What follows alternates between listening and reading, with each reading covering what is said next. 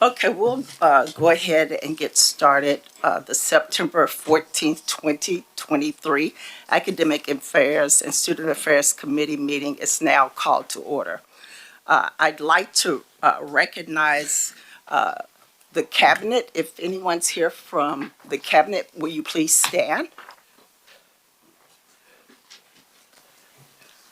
Thank you for being here this morning. And also want to recognize the deans that are here this morning. Will you please stand as well? Thank you all for taking time to come this morning. We really appreciate it.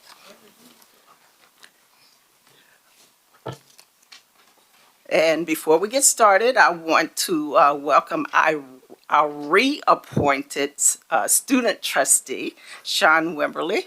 As you recall, at our last board meeting, the board reappointed Mr. Wimberly to serve an additional one-year term as the student trustee. And you're a senior this year, and we're excited about that, pursuing a Bachelor of Agricultural Science degree in ag business. So we're excited to have you back. You're doing great things. Thank you, sir. At this time, we need to call the roll. Secretary Pendleton, please call the roll, sir. Chair Martin. Present. Andre Johnson.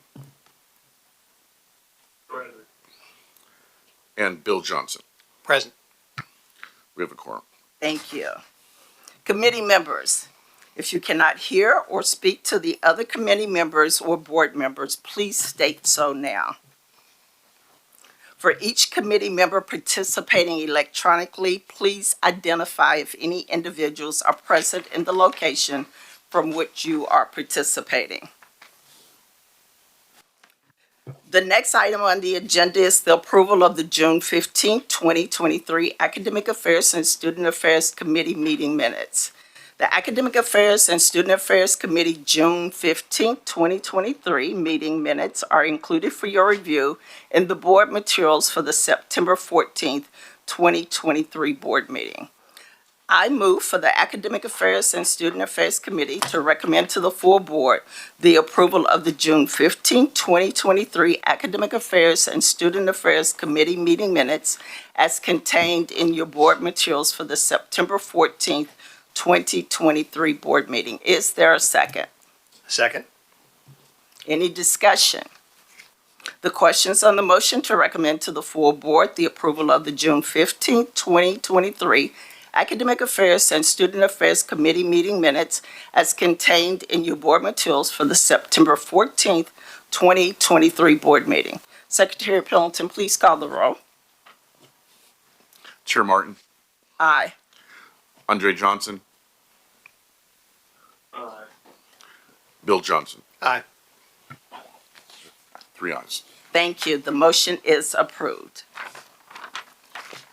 The next item on the agenda is the report on the SAC CLC accreditation review matters. Information pertaining to this agenda item is included in the September 14, 2023 board materials.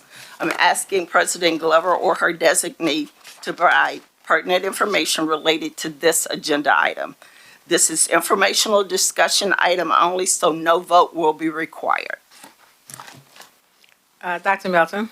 Yes, Chair Martin, board members, it is a pleasure to share this report, giving recognition to Dr. Glover with her leadership and Charlize Anderson. I am pleased to share with you all the Committee on Compliance and Reports reviewed the report of our substance change, and I am pleased to share with you the recommendation is to move forward without monitoring.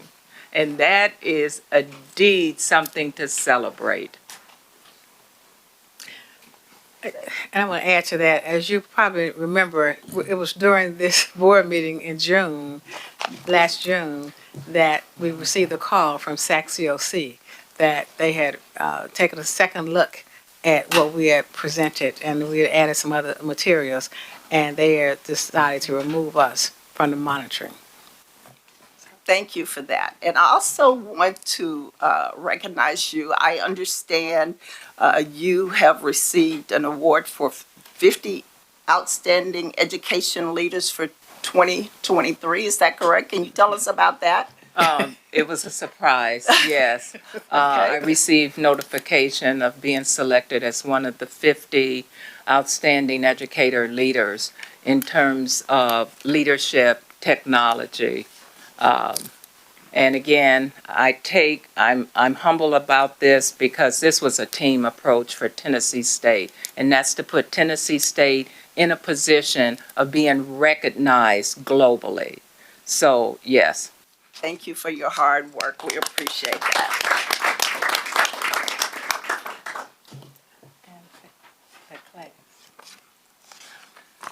The next item on the agenda is the Academic Affairs Report. Information regarding the Academic Affairs and Student Affairs Committee agenda item is included for your September 14th, 2023 board materials. Again, President Glover, I'm asking you or your designee to provide pertinent information.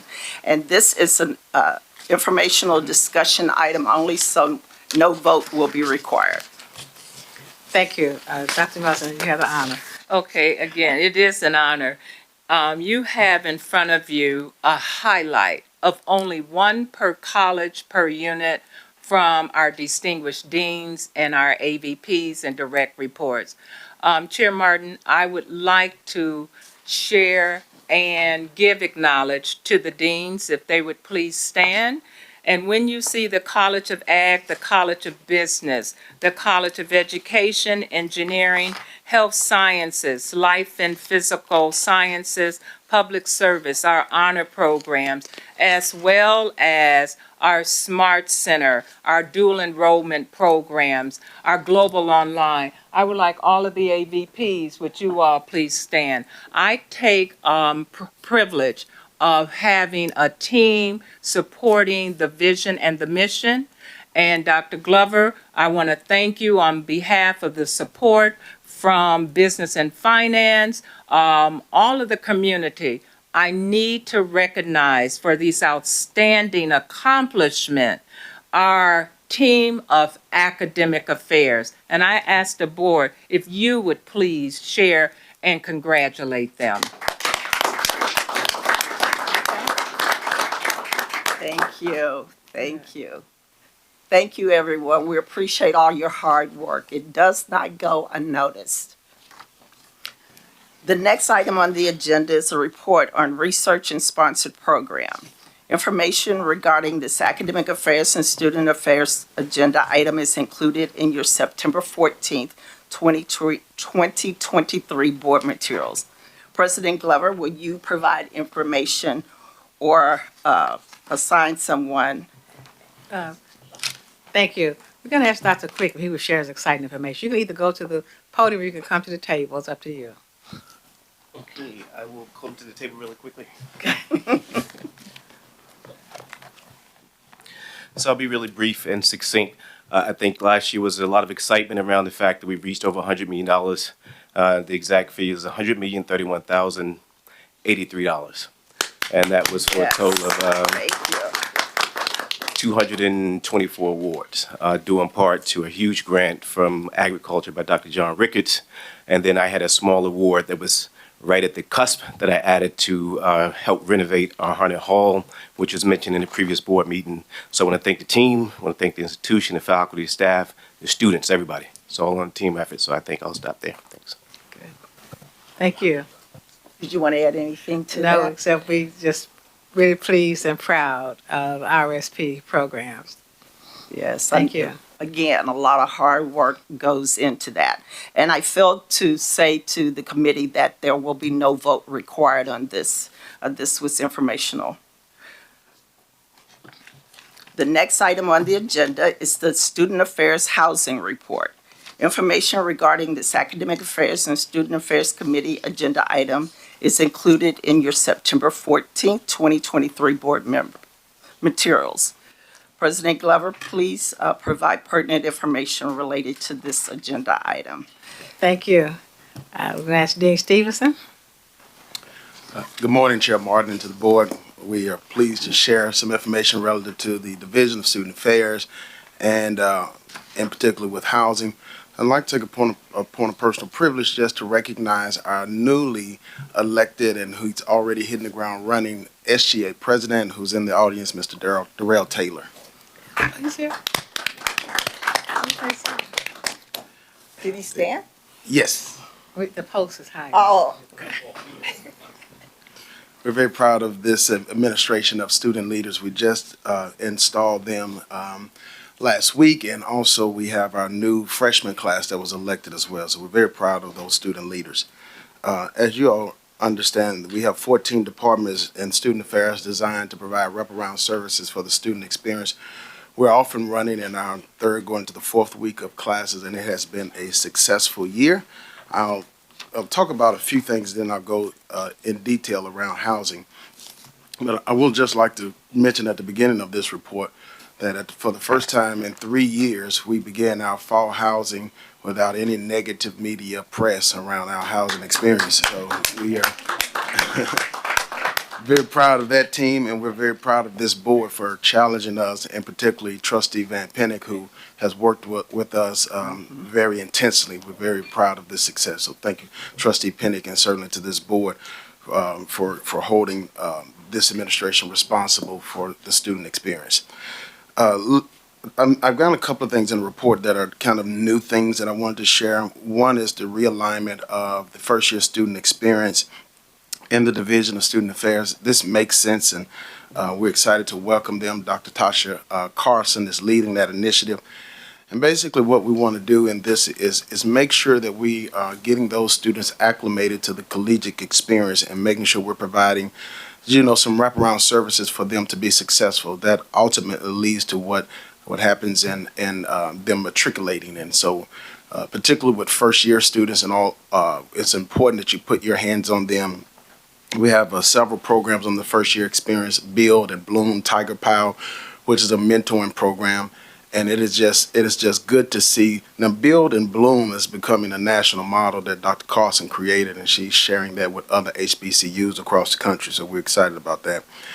We have 53 registered student organizations, 5 pending, and so the student orgs are really exciting, including some new student organizations like the Straight and Gay Alliance that's on campus now to support our students. We're very proud of those.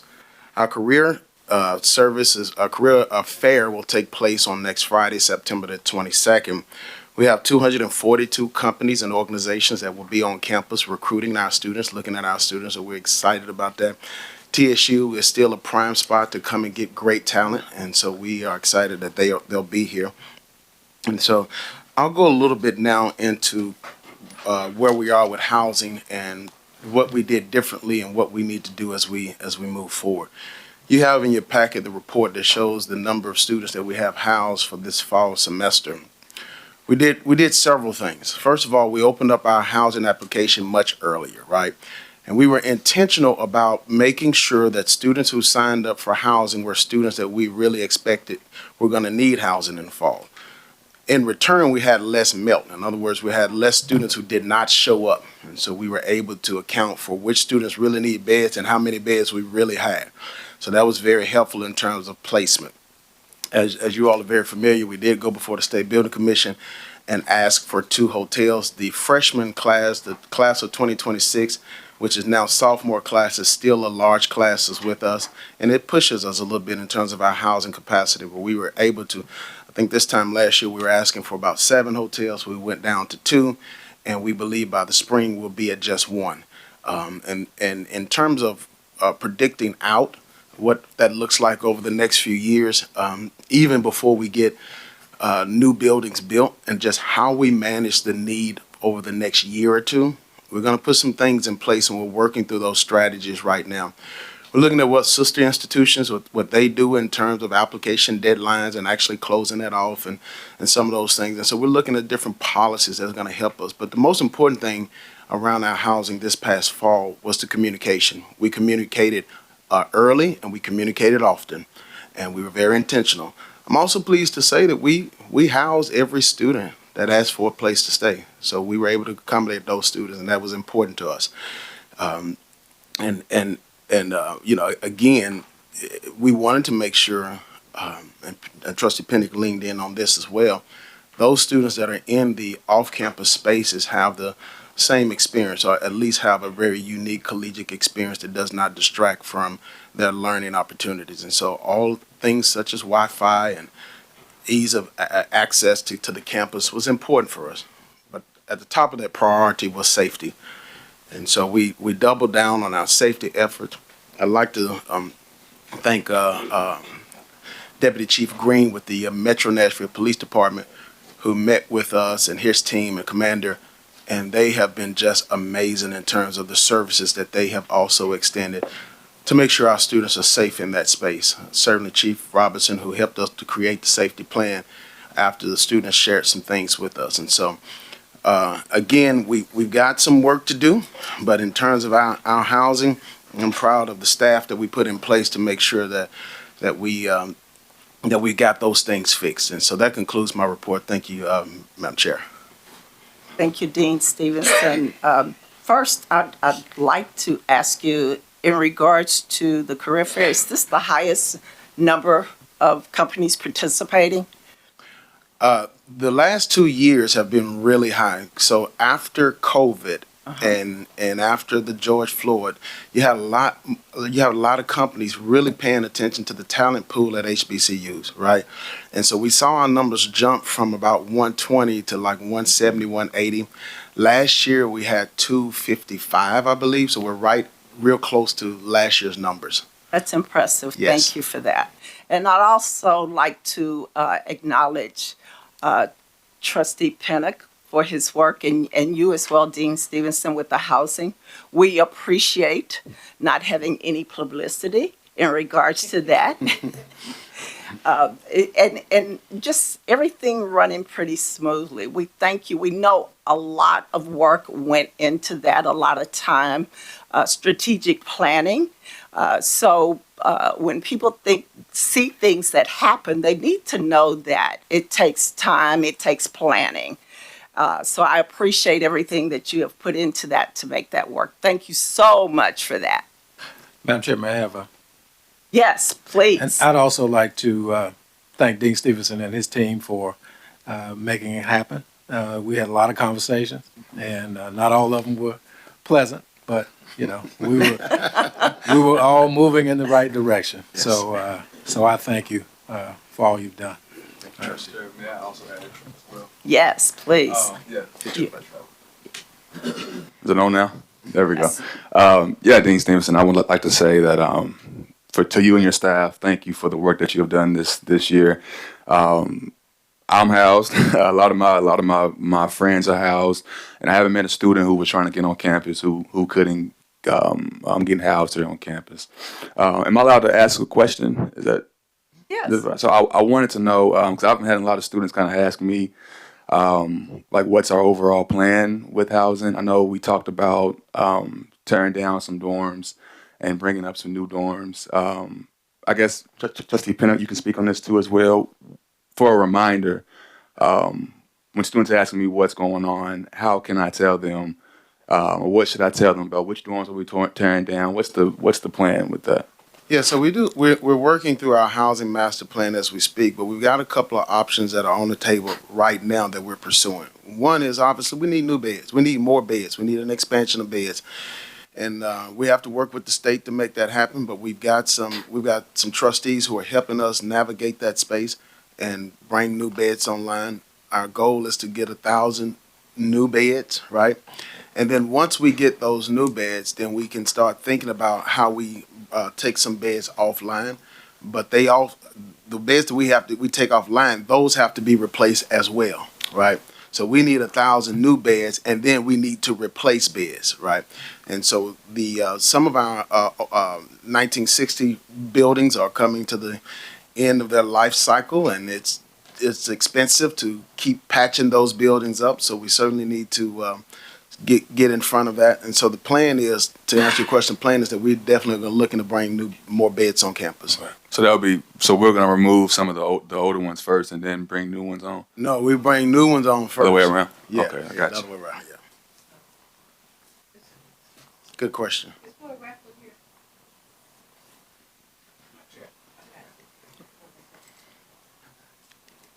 Is Trustee McKenzie on?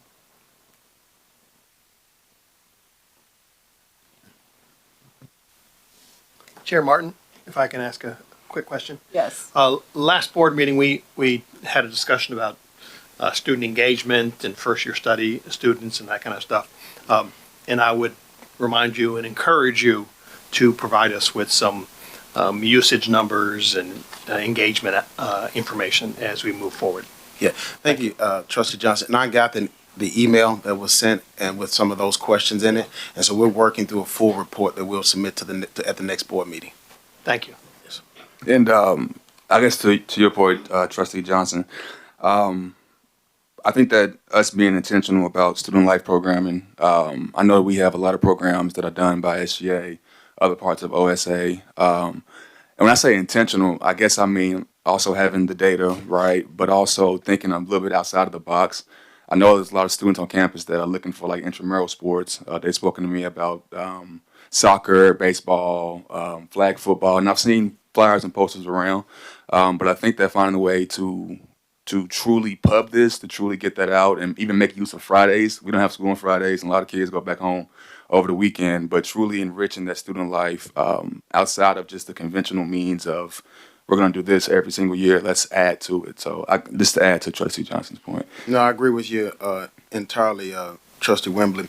We definitely want to expand the engagement footprint and diversify what that looks like. For instance, we now have an organization for students who are from Africa, and they wanted some programming that met their needs, right?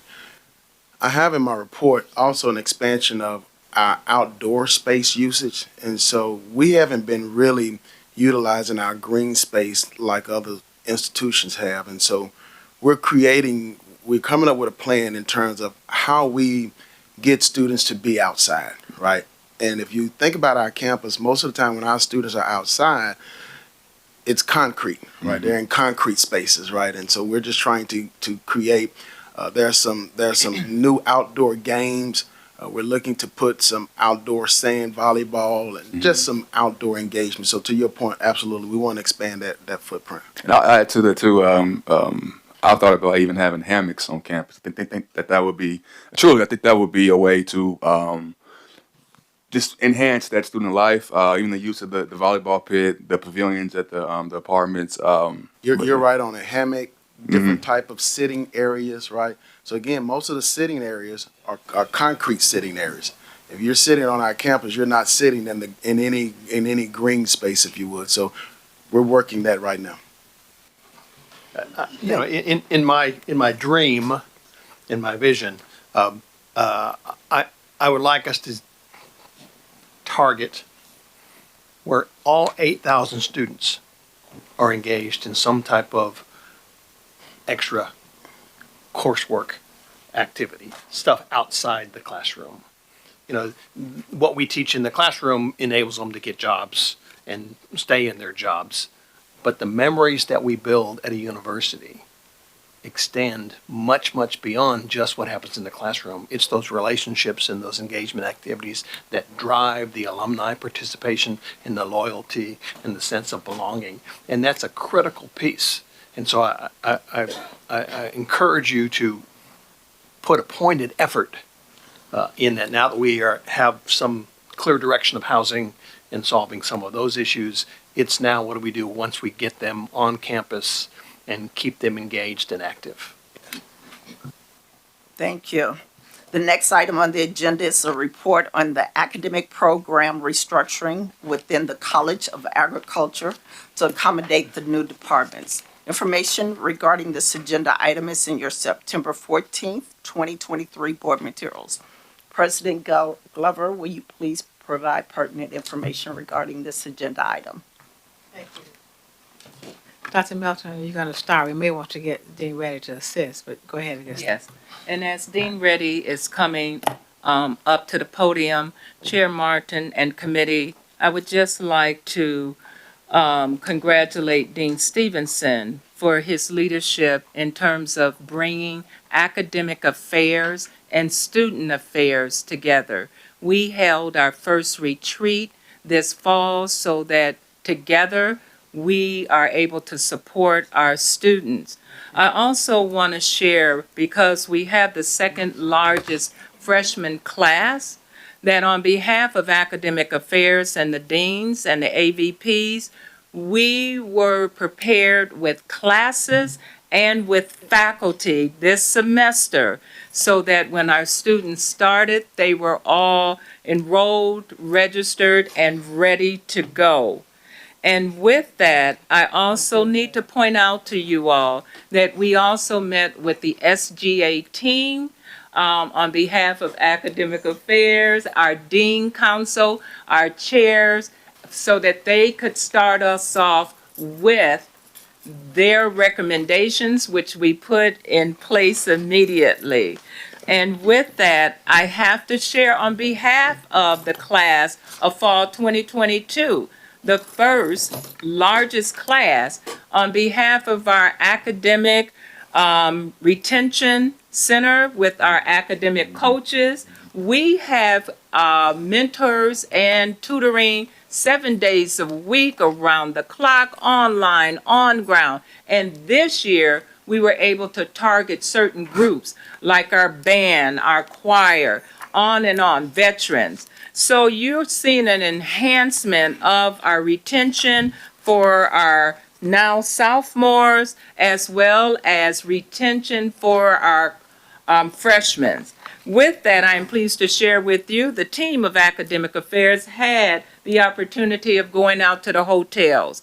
In other words, wherever we have students, academic affairs will be there, right, along with, again, our other departments. We had a wonderful time getting feedback from our students right there at the hotel. And as Dean Reddy and his team, thank you very much, prepare, I have to let you all know, on behalf of the Faculty Senate, we believe in shared governance.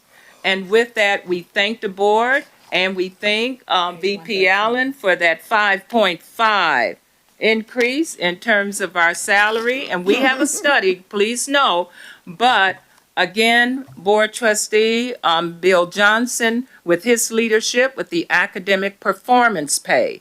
So again, I want you all to know, as we move forward, we are in full support, which now I turn over to Dean Reddy, who, by the way, was selected as an outstanding leader. Please, let's give him a hand. Thank you. Honorable board members and Dr. Glover and Dr. Melton, thank you for considering what we are presenting to you. To the College of Agriculture currently have two academic departments, the Department of Agricultural and Environmental Sciences and the Department of Human Sciences.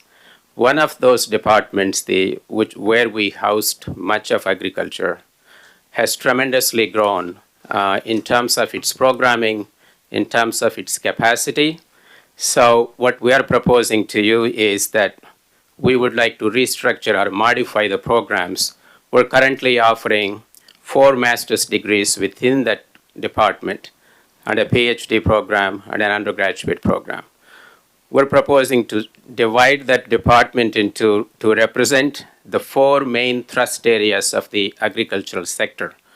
That is the Department of Agricultural Sciences, Environmental Sciences, Food and Animal Sciences, Agricultural Business, and Education. Those would be the new structure within that department. When I say that one department is now going to be into the 4 academic departments, each of these departments will immediately offer 1 master's degree and will develop an undergraduate degree program and a brand new PhD degree program. And so I'm going to give you a few details. Hopefully I have a couple of minutes here. The Department of Agricultural Sciences will be focusing on crop plants like corn and soybean, biotechnology, and agricultural engineering. The Department of Environmental Sciences will be focusing on forestry and natural resources. The Food and Animal Sciences Department will be focusing on food science and animal science and pre-veterinary medicine. And the Department of Agricultural Business and Education will be focusing on agricultural business management and agricultural education. And this structure is very similar to the major agricultural the programs in the country. For example, if we go to North Carolina A&T, our close competitor, they have 4 academic departments. University of Tennessee has 8 academic departments. So we're now trying to somewhat emulate those successful programming. So why we need this restructuring? The restructuring will dramatically increase our visibility and status among the land grant system of the country. The restructuring will help us recruit more students, partnerships with the industry, and more grant funding. And I will talk about in a minute about the grant funding. This will also, more importantly, help us to administer the programs, the space, and the human resources more effectively. And like I said, this will facilitate us to add 3 new BS degree programs and 3 new PhD degree programs, and that will propel the university to the R1 status. And the normal questions you will have about our capacity to run these 4 academic departments. In essence, there are 3 new departments. We will have adequate faculty members. The current department has 72 PhD positions there. We're going to be splitting them into the agricultural sciences will have 27 positions, the environmental sciences will have 12, and the food and animal sciences will have 19, and the agricultural business and education will have 15 of those positions. The significant expenditure on the university academic budget would be simply the department chairs. Combining the 3 new departments will have 1.2 FTE.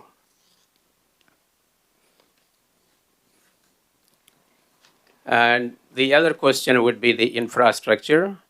And thanks to the support from Dr. Glover and other funding agencies, we are currently embarked on a $90 million construction phase for the College of Agriculture that would allow us to house all these new departments successfully. My last comments are, why are we doing it now? Just to make a comment, the agricultural programs, as all of you know, have grown tremendously in the last decade. And this particular department, in case we're talking about, used to have 6 faculty positions. Now we have 72 positions there. And it used to have $2 million external grant funding. And this past year, we had a $48 million external grant funding. And we have multiplied our undergraduate student enrollment by 6 times and our graduate enrollment by 10 times in the last decade. So this has the notoriety in the country as the leading agricultural program not only among the 1890 universities, but across the land grant system. So those are a few of my comments, and any questions, thank you very much for listening. We thank you very much, Dean Reddy. And again, as we conclude academic affairs. Before you conclude, I want to say something about Dr. Reddy. What Dr. Reddy is proposing and has gone through our internal vetting is that he's bringing up the best practices now in College of Agriculture to break it down to the areas. There's some necessary areas. We have agribusiness has really, really grown. The food and animal sciences. We know with the population explosion how important food security is. And so to recognize as a separate department, getting all the grants, we're the largest school getting money through USDA, through NIFA. And so for all these reasons, we're bringing forth the recommendation to have 5 departments. Instead of the 2, we bunched everything up into 2 departments. And it works so much better if we have it follow the best practice of other universities. One thing I would add, Chair Martin, for purposes of board approval, this is a program modification. The modification being the movement of the programs into the different departments under the restructuring. So he's talked about some of the programs that are now being moved, and so it's before you as a program modification. Thank you for that clarification. You're right, it's not a TAC requirement either. Okay, But it does require action on our part. right. Yes, program Thank you. modification. Bring that up. If I, Additional discussion? I just want to make sure, my understanding is because the reorganization is internal, yes, that's why we don't have to have external approval. Yes. Right. before we make a motion, Just board approval. Yeah. before we make a motion, I'd just like to recognize and acknowledge the vision and the out-of-the-box thinking that Dean Reddy has applied to the College of Agriculture. A few years ago, when they made the decision to shift their focus from undergrad to graduate, was a high-risk move, which certainly has paid off. Dr. Quick and I had the opportunity to speak at their foundation banquet and to see firsthand the corporate engagement that the College of Agriculture has had. You heard him talk about the $90 million capital construction plan. What he didn't say is that the $90 million is here, right? And it's not, doesn't have to be raised. He's already done that. So I encourage the other deans to follow in his footsteps. What he has done has created fantastic opportunities for the university to have a prominent, high visibility, impactful presence across the landscape, not only in the United States, but all around the world. So congratulations, Dr. Reddy. And we do challenge the rest of the colleges to also think outside the box, but also rely heavily on best practices. And so thank you. You have to come back and say, Dr. Johnson, being in constant contact with the other colleges, they are. Yeah, They are doing cutting Yes. edge. It's just today was Yes. Dr. Reddy's turn to show. Yes. He had something to Thank show. you. We had to get something approved. Mhm. But I can't let him leave without telling the story about how I think TSU has changed the landscape, helped to change the landscape of agriculture, even worldwide, nationwide, because one time the whole view of agriculture was so different. I had a student come to my office one day, 5 or 6 years ago, and say, I can't determine what I'm going to major. I can't figure out what I'm going to major in. So we said, we were going through majors in agriculture. Oh, no, I don't want ag. I don't want to be no farmer. So I said, well, once we sat down, so, you're standing in front of me right now because of agriculture, because somebody fed you. You have on clothes today because of agriculture. So it's no longer plows and cows. It's the technology what's driving it now. So the viewpoint of ag has changed, and we go around the country. When Dr. Red and I would go to Washington, he walks into it and know who he is. What are you looking for today, Dr. Glover? How much? So it's that kind of greeting of what we've done. And so don't take away from the other schools and other colleges, because they are working equally as hard. We work with them, with Dr. Belton, I work with them on a daily basis. It's just that today is Dr. Reddy's day to Yes. present this proposal for approval from the board. Thank you. Thank you. I just want to say, of course, I'm the face for the college, but I have great colleagues, both here attending with me and back on the campus. Like I said, we have about 80 great faculty members. They can stand anywhere in this country, the best faculty we have. That's what makes the college shine. And of course, we are recruiting the best students in the country. Most of our students are on some kind of financial support. Both, are the graduate students, all of them are on, supported by the college. Our undergraduate students, we have recently announced $700,000 scholarships, the highest we have ever done. Okay. So we're kind of, the faculty that makes all of this happen. Thank you. Madam Chair, may I add real quick? Real quick. I think I'll be wrong if I didn't speak on this as being a student of ag. I just want to say thank you, Dr. Reddy, to you and your staff The College of Ag, to me, I was the kid that didn't want to do it because I didn't want to be a farmer. But I had some students some peers of mine who I guess motivated me to get into ag. But ag is a big family. Ag is a family to me, and that's only a testament to your leadership. So thank you, Dr. Ray, and to your staff as Thank well, you. and Dr. Melton. Life is good. Chair Martin, if I might make one comment in the area, switching just a little bit from the ag topic, but one area which is very much of interest to me is artificial intelligence. And Dr. Melton, I am hearing tremendous comments and reviews about what you're doing in the area of artificial intelligence. And would you allow her just to take just a very brief moment and tell us about it? I really want to hear it. Okay. Fast. Life is good, everyone. On behalf of a new technology tool, and I'm emphasizing tool, it is not going to replace teachers. It's not going to do all of the listen, everyone. On behalf of Tennessee State University Smart Center, we are the research center for artificial intelligence. You know it as AI, for our HBCUs. I am pleased to share with you over the summer, our deans were able to come together and we in-service our faculty. On September the 22nd and the 29th, we will have a student webinar, how to use this tool correctly. I know you all heard of the dangers, all of the challenges. I'm pleased to share with you on behalf of our partnership and our meeting with the Department of Labor nationally. Tennessee State has been invited to sit at the table to help shape research. This tool is powerful, but on the other hand, it can be dangerous.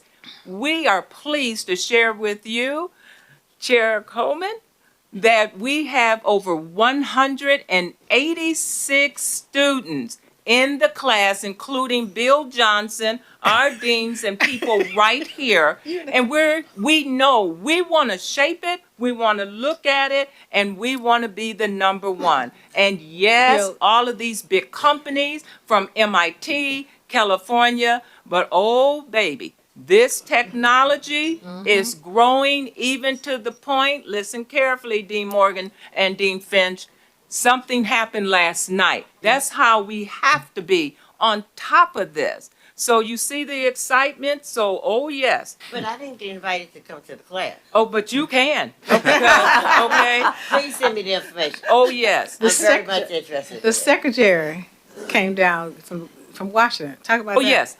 The secretary from Labor met with us, and right away, it was artificial intelligence. Named us as her school of choice for artificial intelligence. And we have to be on the table. So I know I have to say this because I'm on a crusade.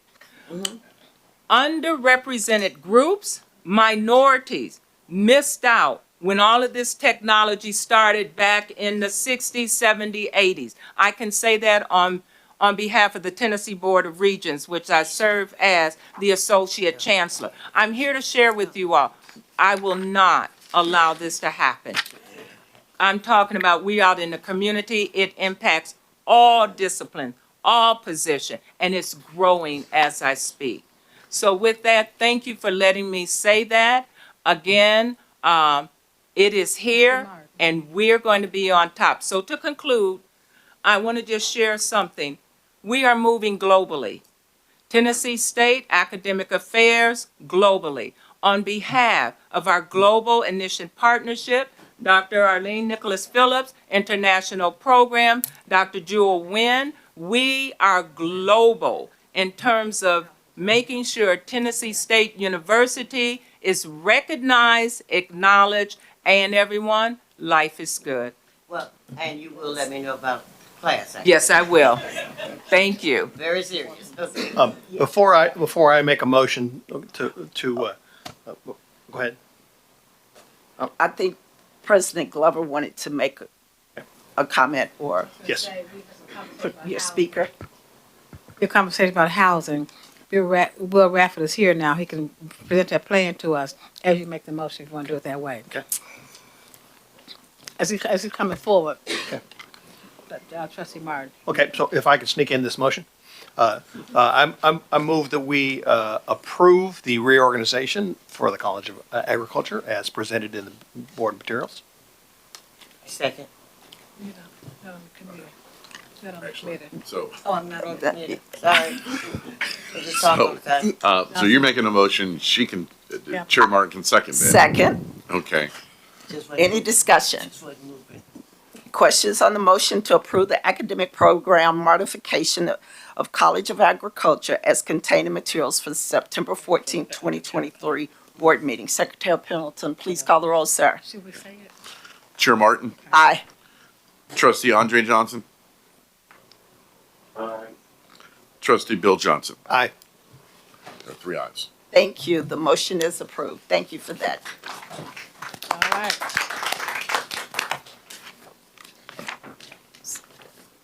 Need a break? Please go to the.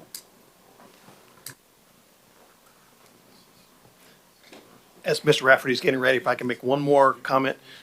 Thank you so much, Provost Melton and President Glover, for allowing the deans to come and do presentations. I encourage the board to have this occur every single board meeting, and I look forward to the next college coming and informing us and educating us about what it is they're doing and what their vision is.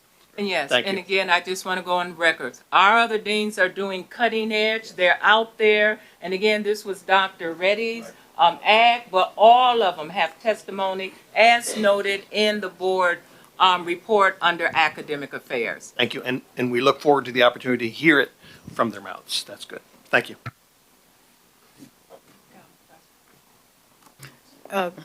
Mr. Raffer, some questions came up, so there was a discussion about housing. We said, what better time now than to ask you to come early and do your presentation?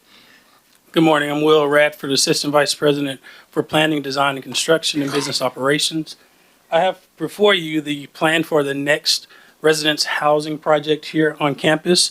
We call it Hilltop Housing. That's just the name we've given it because it's designed to go on the hill behind Hale Hall.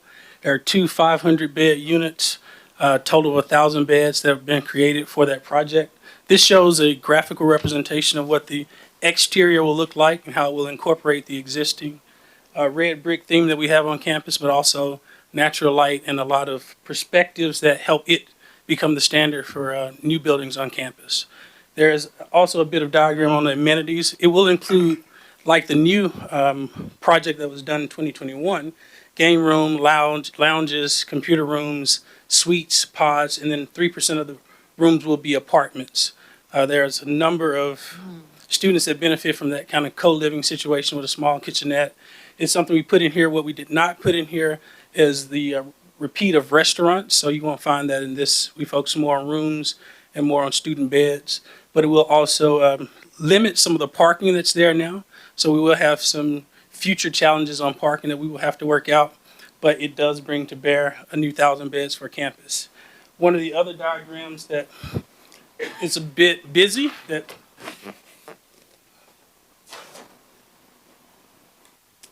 I'm happy to talk through later just shows the next 12 years and how we project housing to be resolved on campus, how we project parking to be resolved on campus, at what points we expect the possible need for hotels or apartment leases off campus.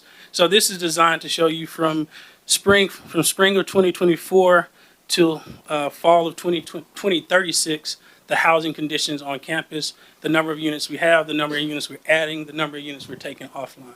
I'm not sure what the questions were before, but I'm happy to entertain any questions. Thank you.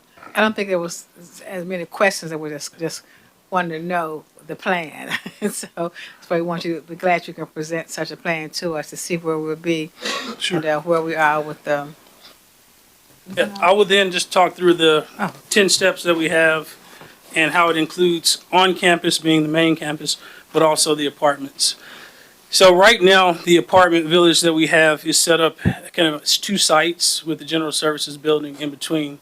The future is to turn that site into more of a more accessible with 3 ways to enter instead of 1, to have a roundabout circle, but to also have some dining facility options as well as some recreational facilities options there. Let me stop you for a moment. we have to step out, Dr. Melton and I, because the nursing peer review team is here and we have to go and get their results. But I want to say to Trustee Pinnock and to the rest of the board members, I don't think it's been presented to the Special Committee on Housing yet because he just got it finished. We said that the board was meeting today. Let's go ahead and do it. But we're definitely going to bring before the committee. We're not going to do it that way, but we thought it'd be good for the entire board to see it today. Okay, thank you. I know later on we have a housing report, don't we? Yeah. But if I can ask just briefly, 2036 was the outside number, right? Correct. What's the bed count in 2036? And I'm hoping, once again, my dream is that we would be covering 70 to 80% of our students with housing, possibly. I may be the only one thinking that way, but I'm hoping to hear a 7,000 number bed as opposed to a 5,000 number bed. You know, the present 2036 is about 6,000 beds. Okay. And it takes into consideration the amount of housing being built in the geographical area where the university sits that will accommodate and provide options for students beyond TSU. And we'll talk probably in the housing about the needs for faculty housing and for the postdoctoral housing and graduate student housing too, being involved in that. So thank you. Sure. Any additional questions? Thank you for that report. Excellent. I'll leave these here. If anyone has questions later when I present, I'll be happy to answer those then. Thank you. Thank you. Is there any additional business? Seeing none, I make the motion to adjourn the meeting. Second. Any discussion? Hearing none, the questions on the motion to adjourn the meeting. And we will reconvene at 10 o'clock. Chair Martin, Aye. Trustee Andre Johnson. Trustee Bill Johnson. Aye. 3 ayes. Thank you. The motion is approved and we're adjourned. Thank you. At this point in time, Dr. Glover, since we were waiting on you to reappear, do you have anything you'd like to share with us? If it's not good, I don't want to hear it.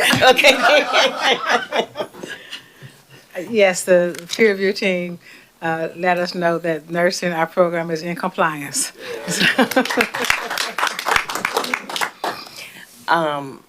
Congratulations, Dr. We have Melton. things to work out, but we're still in compliance. Okay. That's the key word, in compliance. Thank you. At this point in time, I think we move to the, which committee is next? Oh, executive committee, okay. All right.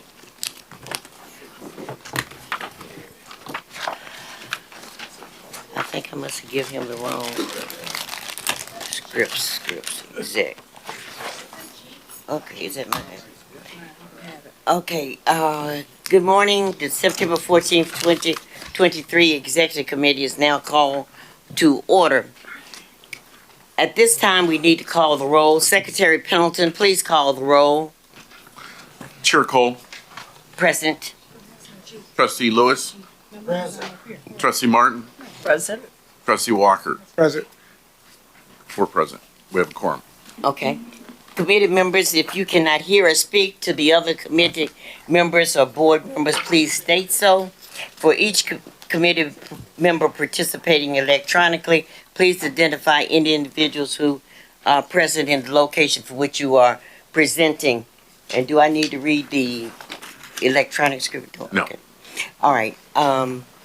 The next item on the agenda is the approval of the June 15, 2023 Executive Committee meeting minutes. The minutes for the Executive Committee June 15, 2023 meeting are included for your review in the board materials for the September 14, 2023 board meeting. I move for the Executive Committee to recommend to the full board the approval of the June 15, 2023 Executive Committee meeting minutes as contained in the board material for the September 14, 2023 board meeting. Is there a second? Second.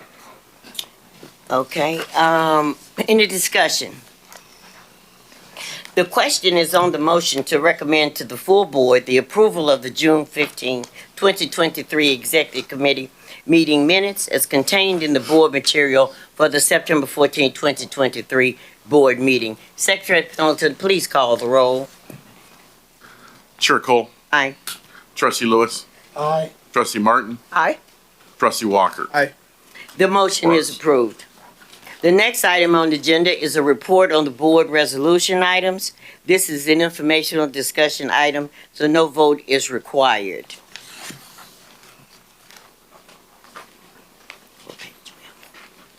Dr. Glover, we're talking on the report on the board resolution items. I think we will go through them and make a report on each one.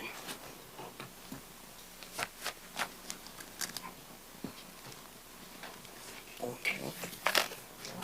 Yeah, if you'll start, Chair Glover, with the resolution items.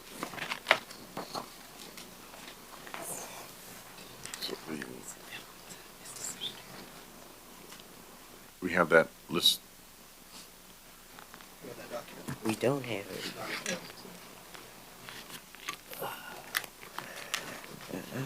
I don't have that. Yeah, I got this right here. Are we supposed to discuss the board resolution items? Oh, Jason. Okay, Oh. okay. Sorry. So glad to have you reporting to us today, sir. Chairman Cole and distinguished trustees and Madam President, it's truly my honor to be here. I can report on items that I'm not sure which direction you want to go, but I have 4 items that I report on.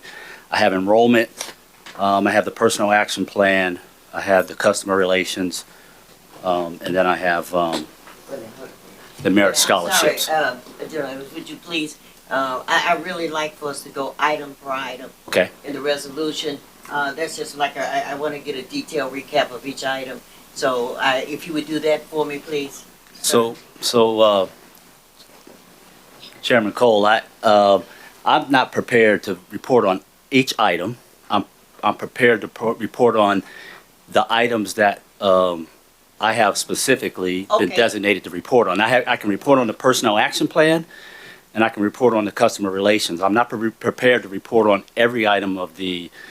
Okay, well, this is what we'll do. I can Okay. understand that, sir. Yes. I'm sorry, and I did not get with you earlier before this.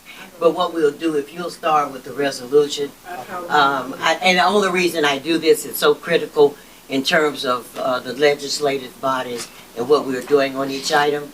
And I understand that you weren't Oh, my aware of apologies. that. No, I understand you weren't aware of that procedure. That's fine. If you'll just start and go through each item, Madam President.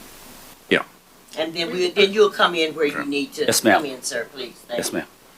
Okay, so the first one is the TSU Board of Trustees is committed to actively engaging and enhancing oversight, including the working more closely with TSU management in operational and fiscal areas. I'll take that one on the first one.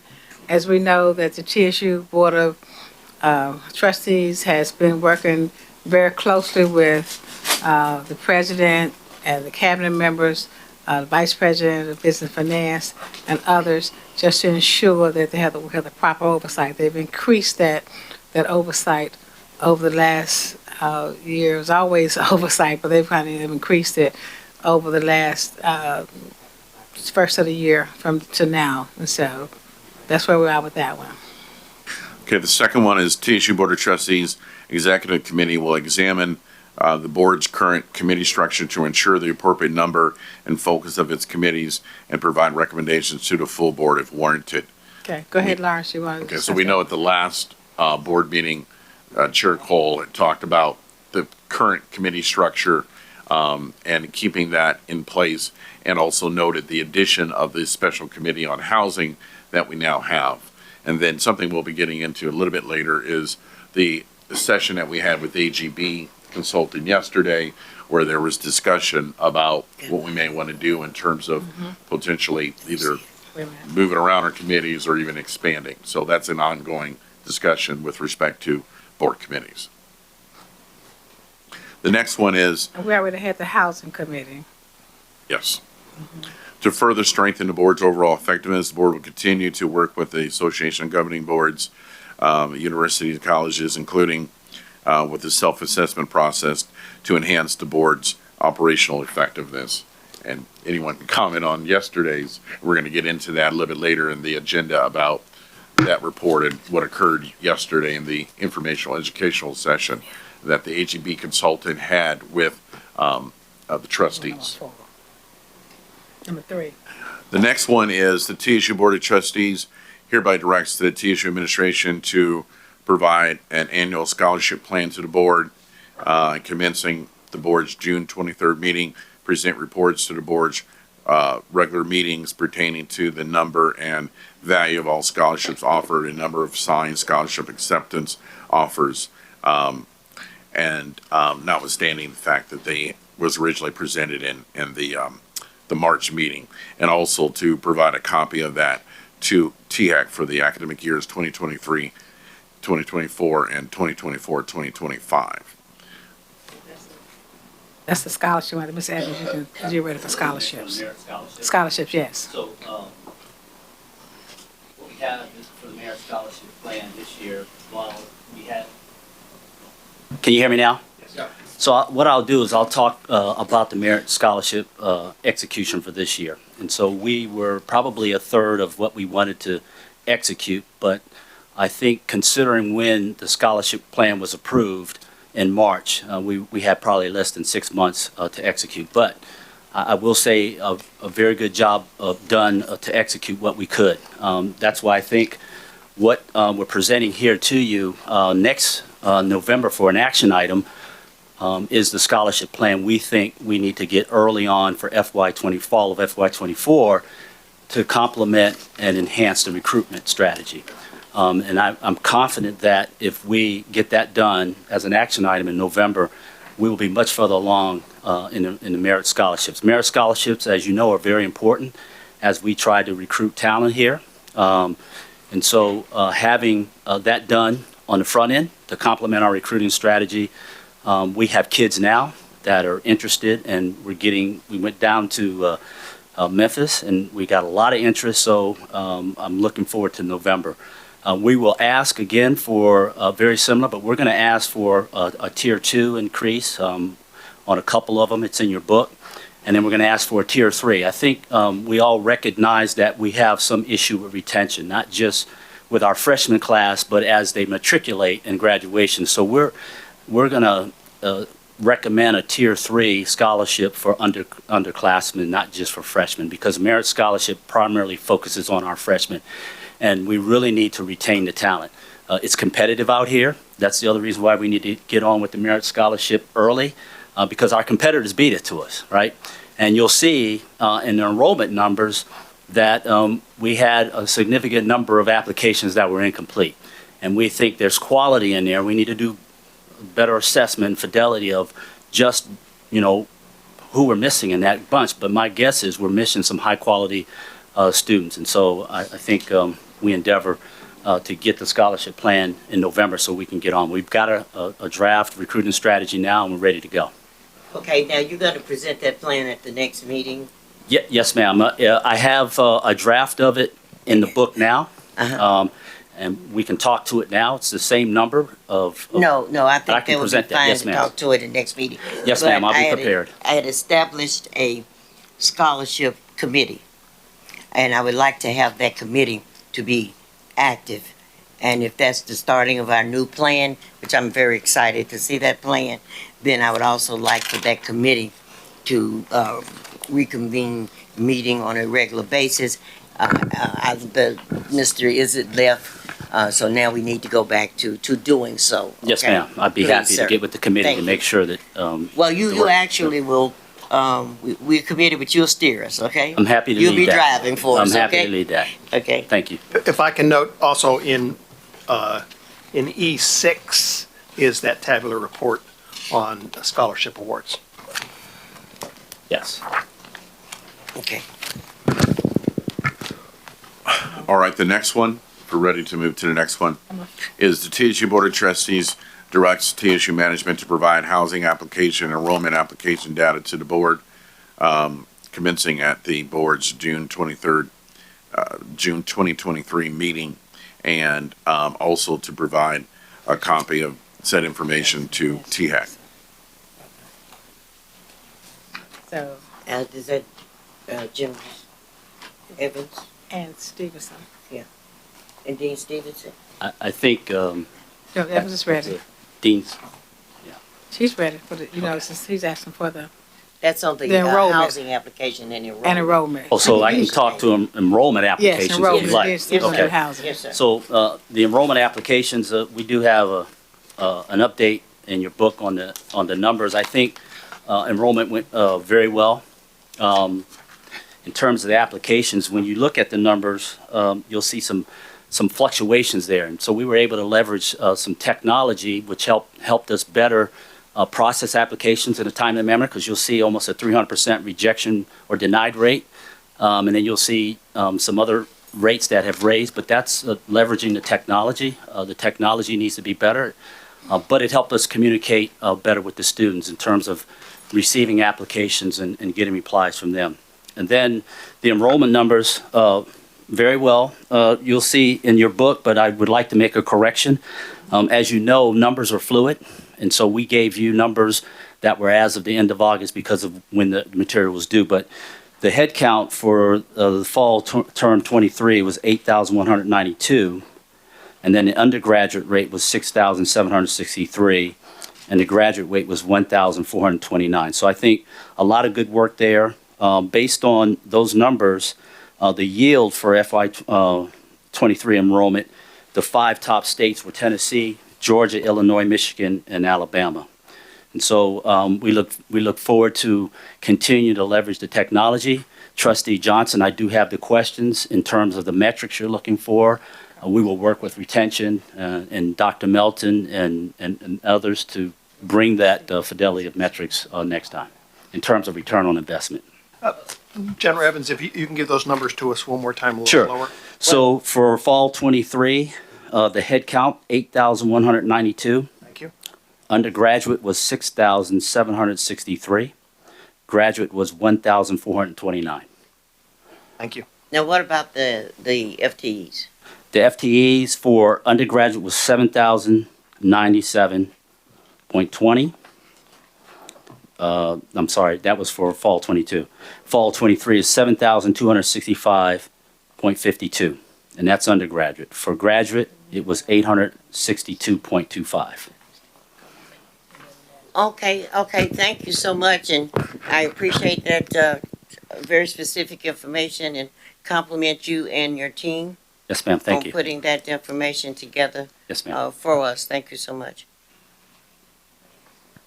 Now, you mentioned one thing. You mentioned that, as I remember what you said that with help with the technology, but I think I heard you say, but the technology could have been better.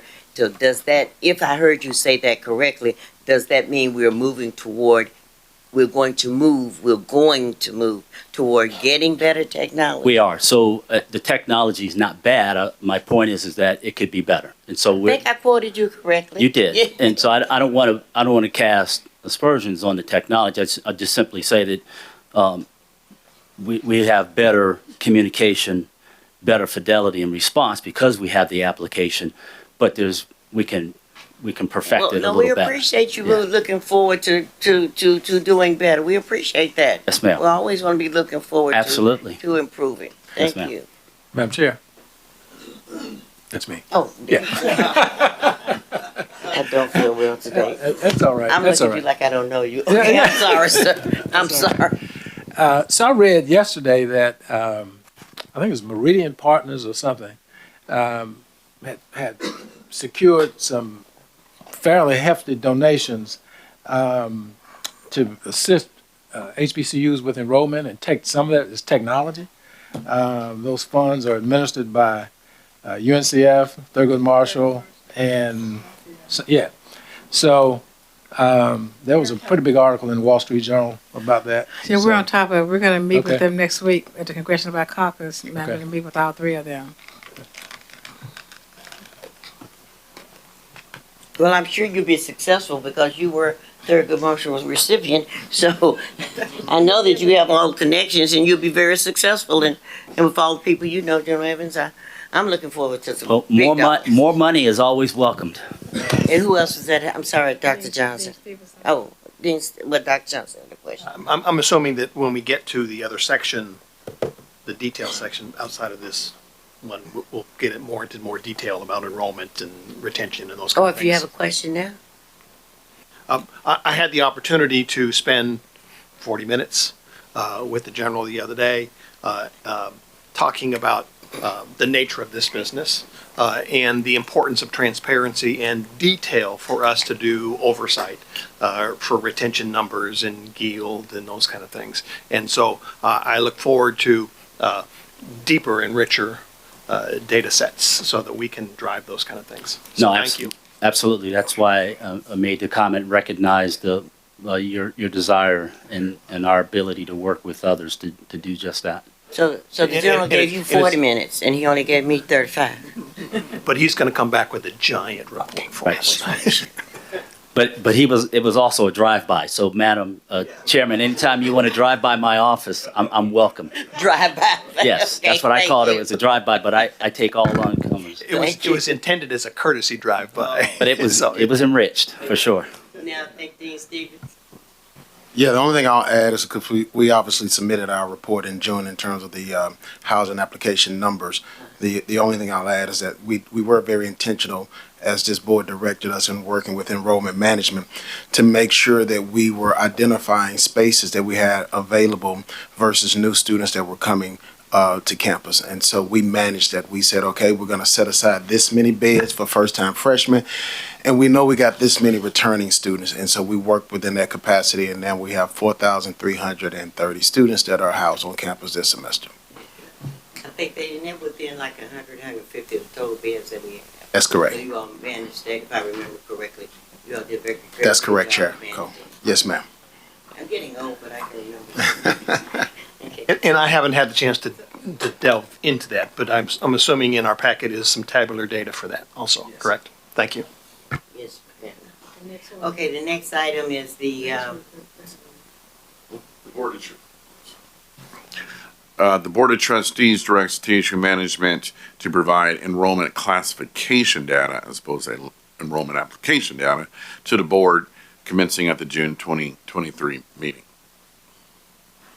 For the enrollment classification data, we provided that earlier, the last, in June, but the classification data is not totally correct yet. Well, it's not totally complete, it's correct. We just have to, it's being frozen right now. And once we get all the frozen data, then we'll go back and sort through it and see the classification, then we'll submit it. It's kind of premature to do it today because the numbers will be premature on today's date. But we're gonna finish it up this weekend. I think it's due to THEC on, I believe it's Tuesday, it's due to THEC. Okay.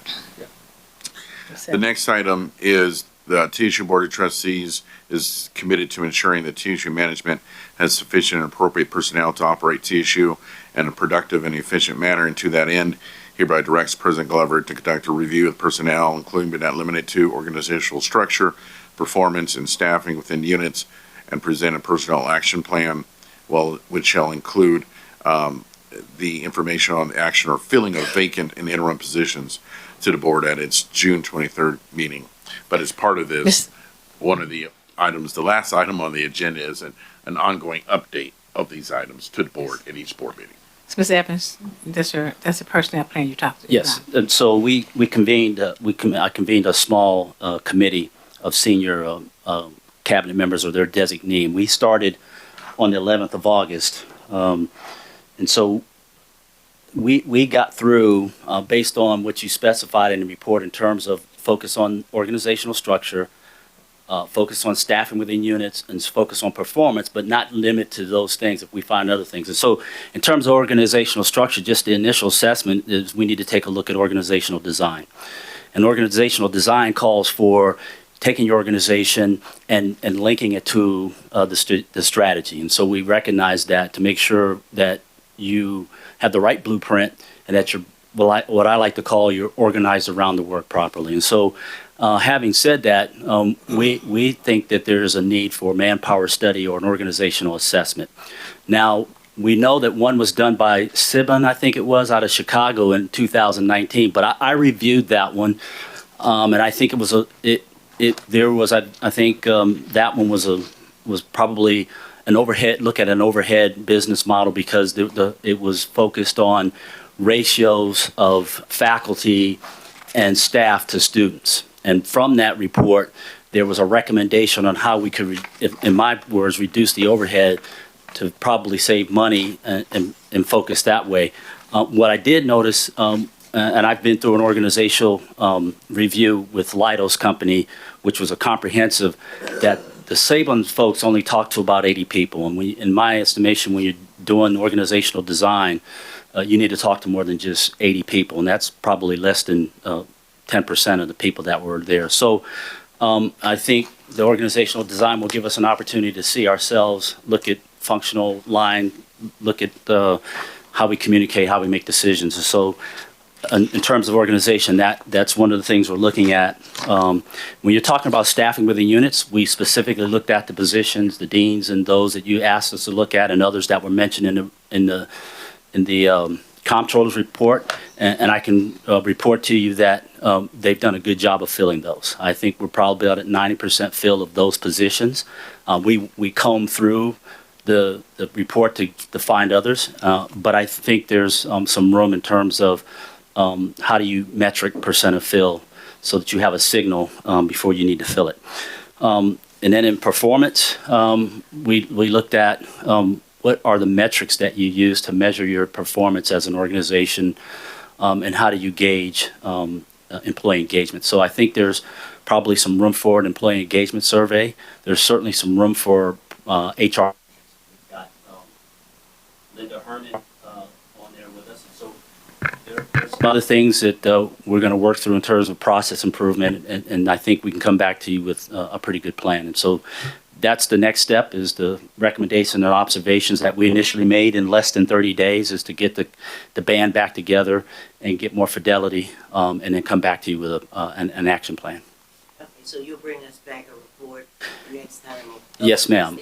I was I didn't get it fast enough. I got here on the 6th of July and was able to convene this committee on the 11th of August. So we've got good work going right now.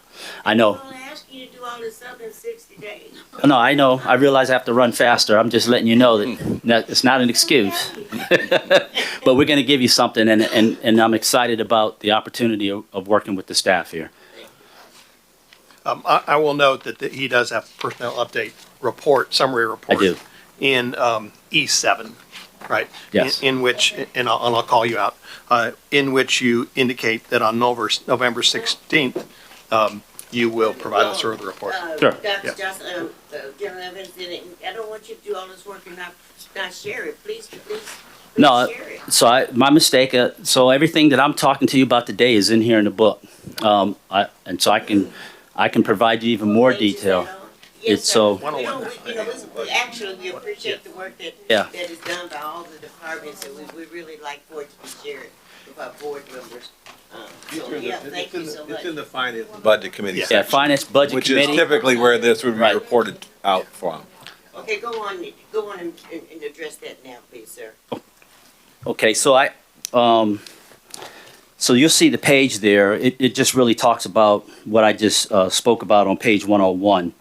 It's a one-pager, but I gave you a little more fidelity about what that one-pager is and about the work we did. I just wanted you to know that the one-pager is not representative of the work we did, because we did do some good work, and we do have a good framework laid out, I think. Hey, look, an organizational manpower study, the one I'm talking about, is not a 30-day one. This is months, and it's talking to everyone, and it's in great detail. So, and then in terms of staffing, there are some metrics I think that we could use to gauge ourselves on percent of fill. In terms of the direct reports for me, I've figured out that I'm at probably 80% fill with a projected percent of fill with gains, and so those kinds of metrics help you see and gauge where you need to in terms of people and having a field plan. We talked about field plans. We talked about compensation. There is a concern about compensation because if you want talent, you've got to recruit it. You've got to use, in my mind, the market value titles, the market value job descriptions. Right. Okay, well, I appreciate you providing that information. If we go ahead and we do it now, then we won't have to come back through it on the next committee meeting. So that I think would be very beneficial. And am I correct in assuming in your November report, you'll also provide us with updated org charts? Absolutely. Deep depth So ones. as part of that, what we want to provide you is not just the org charts, but to provide you the percent of fill for each one of those Right. organizations, so you can Yeah. see and the projection. I mean, that's how I've done HR. I mean, but we've talked as a committee providing that in the percent of fill. Yeah, so thank you. General Evans, would you, whatever you have in the book today, please share it with us. Yes, ma'am. I have shared everything I have in the book. I was just giving you context behind Okay, the I'm this. sorry, I thought when I was listening to him, I was thinking maybe we missed something here. No, Okay, well, yes, please, in those sections, we appreciate it. And you to go ahead and present what's in the later on in the sections. the rest Financial of it. budget, Okay, yeah. so the So you other want to thing, do it okay, again. the only other thing I have to report on is the customer relations office, the standing Actually, up no, of that. no. Is that what you're talking about? No. So I don't, That. yeah, That's still in the finance and budget. We're just focusing on the personnel part of it. Right. In the personnel update that right. Trustee Cravilla referred to it. And that's the one pager there, right? Well, We're still trying to do those policies and things that we're. okay, I understand that, but I'm not sure that prohibits us from hearing about customer service. I'm just wondering, he's on the platform now. I just wanted, let's just go through wherever section it's in, so we can get the additional. What page is it on? Okay. Then we just go through the customer service. Let me see Yeah, what page it's on. yeah. Yes, ma'am. So first, I'd like to recognize the It's on assistant page vice. 102. Sorry, yeah, so I'm on page, Okay.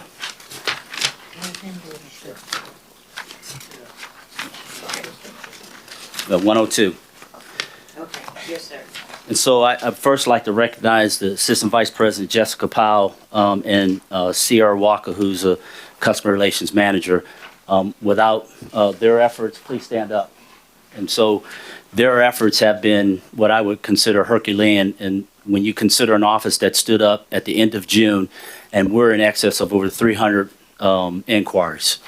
And so that's good, because people recognize who they can go to get an answer. I think it's helped in terms of response. They have a 2 business day response rule. I think it's helped us see ourselves better in terms of enrollment can't do things without financial aid and BRSA. And so Do we have an individual in place? Do we have at least one individual in place like in January? we did. Seneca McPhee did collect some data. We did present that to President. It covered probably, I think, about 147. Is that what it was? She did 147 She inquiries. did an amazing job. She did. By herself for the first, from January through, I would say June, whenever they got started, end of May, early June. I when just said- remembered that I thought I heard Right. in a meeting that we did have. Right. She did. Okay, And thanks. we analyzed and we included that for record, the 147 inquiries that He said July, but put it was able to correlate. Well, my compliments to the 2 individuals there and what was the other person? Seneca McPhee, And Senator McPhee on all Absolutely. that's been done from January to June. absolutely. And so the office is now stood up in the Student Activity Center, where it should be, where is the center of gravity for student activity. And so, again, I think it's allowed us to streamline some procedures. You'll see on 105, we've laid out and pie charted there where the inquiries are coming from. And you can see, housing, BRSA, financial aid, and admissions.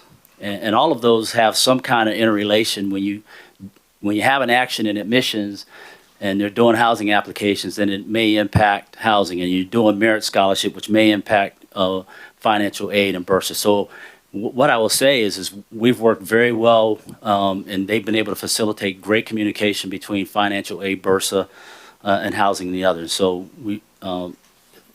it's a great effort to have that, and it's improved both internal and external communications. Yes, Trustee Johnson, you have a question. Chair Cole, may I ask a question, please? Yes, sir. Typically, when you see customer service reports and data, there's some type of reporting of the resolution as in addition to just incidences. And Right.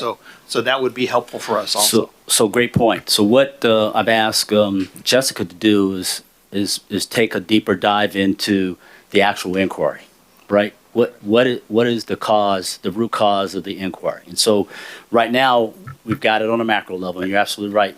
And she's looking at a little more fidelity so we can break out and get to root cause of why it started to begin with. Well, not only why it started, but more importantly for us to evaluate this is whether it was a successful resolution or not, right? Absolutely. I mean, collecting complaints and putting them in a box means just we're collecting complaints. So No. we need to be able to quantify and evaluate the effectiveness in resolving some of these issues. So it's a great point. And so here's what I will tell you about that.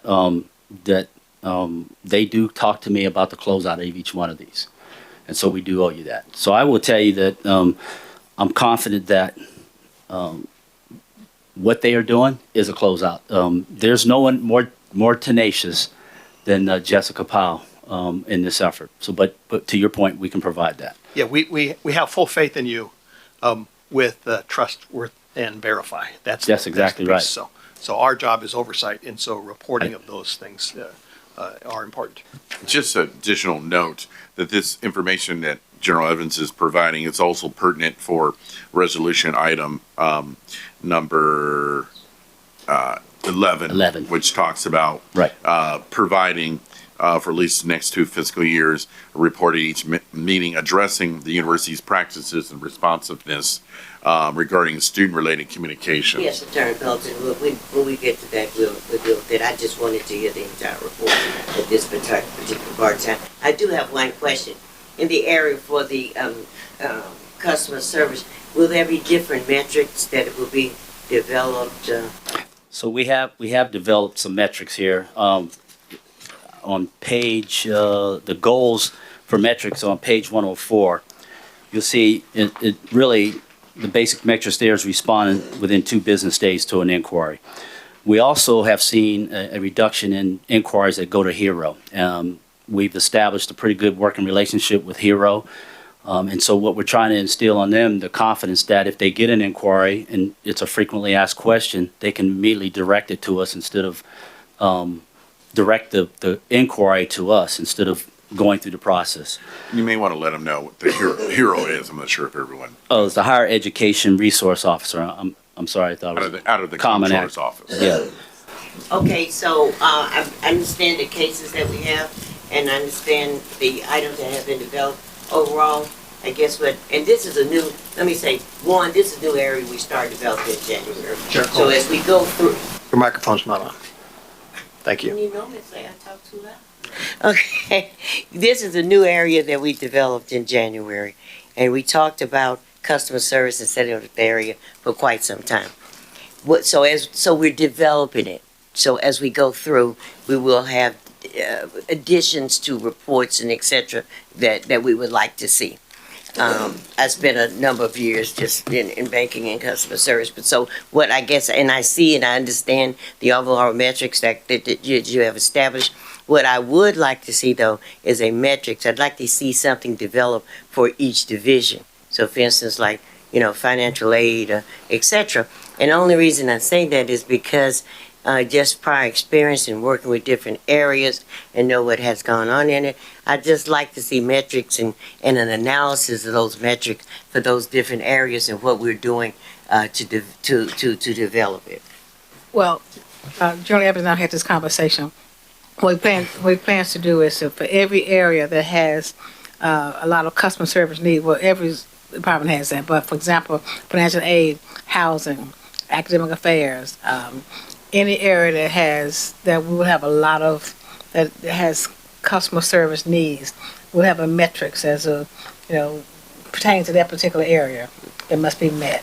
That's great. And that's great because those areas are gonna have their most need are gonna be ones we're gonna get complaints from if we don't address it. So yes, that's what I'm Because asking. right now we're doing a case approach. I know, but we what have- I'm we have a asking lot of for cases. is, I understand you do have a lot, and I understand But we that. plan to have the metrics also as your Right. person. That's Thank my you. question. Are you gonna do that also? So yes, again, the office stood up at the end of June. We're at a grassroots level.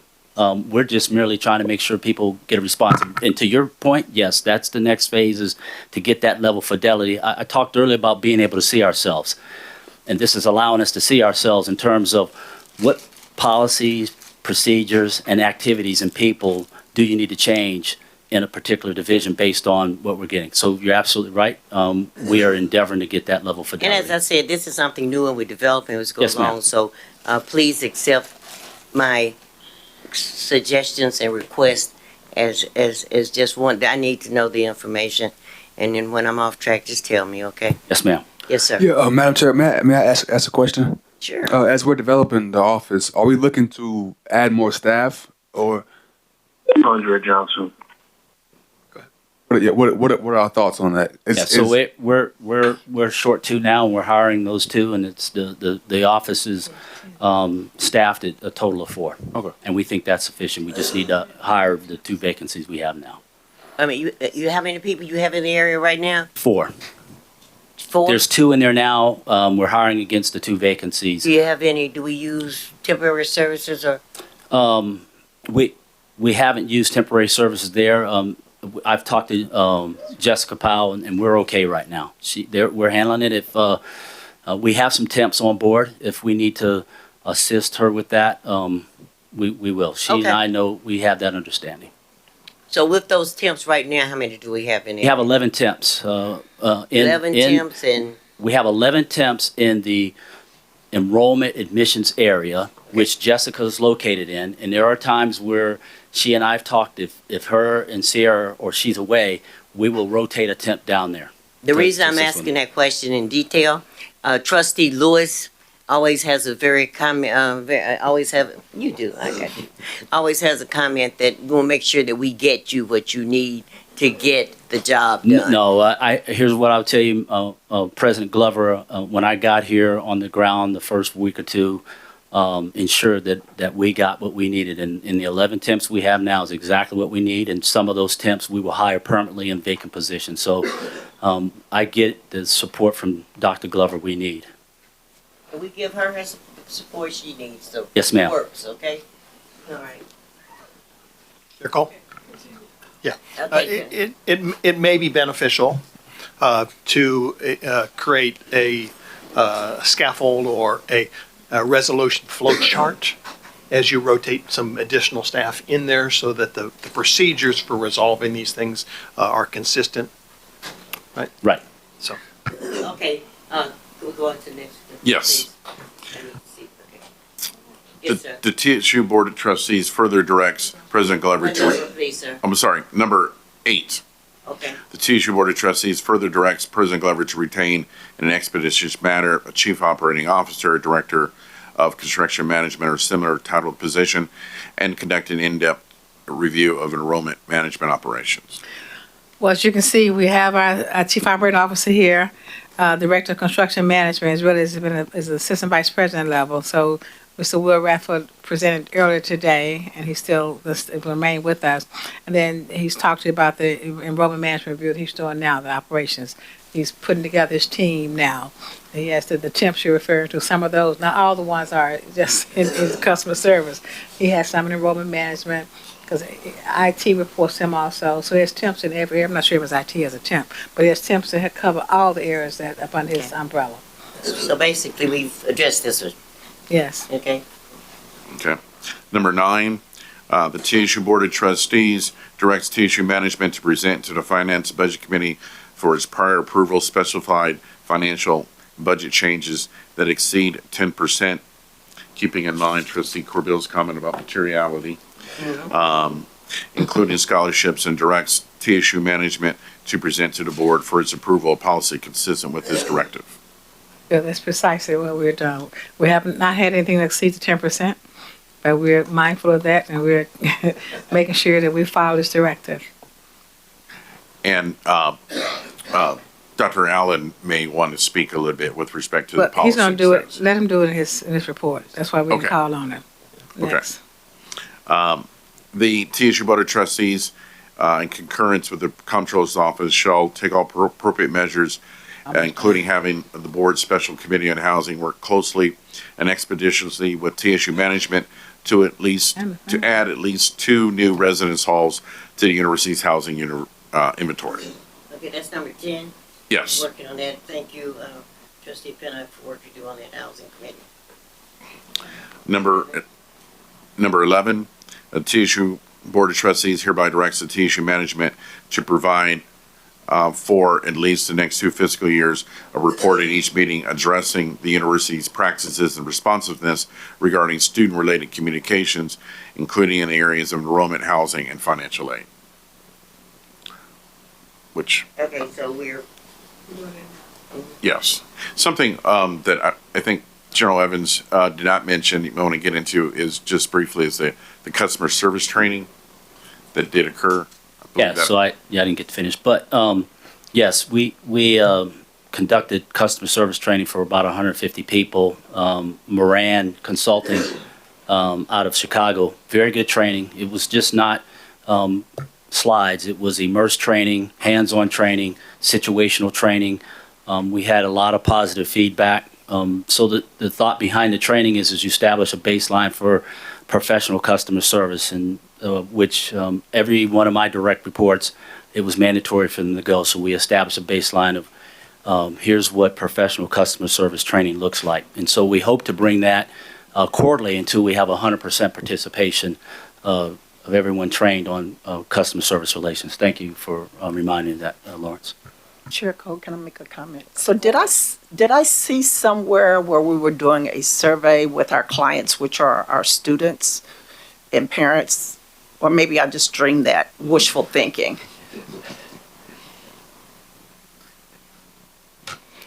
Good morning. Yes, that is one of our long-term objectives that we plan on implementing in the coming weeks. It has not been implemented yet. So do we have a timeline on that? That's in another. So we'll get you a timeline. So I think, yes, to your point, I think the customer service survey along with the employee engagement survey are probably 2 of the things that will complement one another. And yes, we'll get you a timeline. I just think that communication is Absolutely. is key. We don't really know where we are if we don't hear back from our customer, our clients. We're not sure in regards to our customer service if we're really making an impact. Right. So I'd like to see that, to be able to be sure that we're touching and taking care of all the needs. all right, what I'd like to see, General Evans, I'm sorry, okay, what I'd like to see in this area is, number one, every time we meet, we're going to go, I would like for you to present a report over all 12 of these items. Okay. If it's completed, just tell us completed and being monitored. If something went wrong with it, exceptionally positive, please tell us. But I'd like to have a detail on each one of these at every board meeting. Also, we have a concept where we employ that, for instance, what she just asked for, there should be a list at the end of this telling what we will be looking for at the next meeting. So at the next meeting, I'd like to have some information on what Trustee Martin has asked for. We put the list at the end of each meeting so that we don't forget it.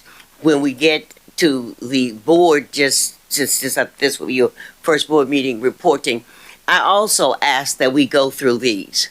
Now, we don't have to go through them in this much detail, but I ask that we go through them because that meeting is recorded. And I want everyone to know the compliance we are putting toward this resolution.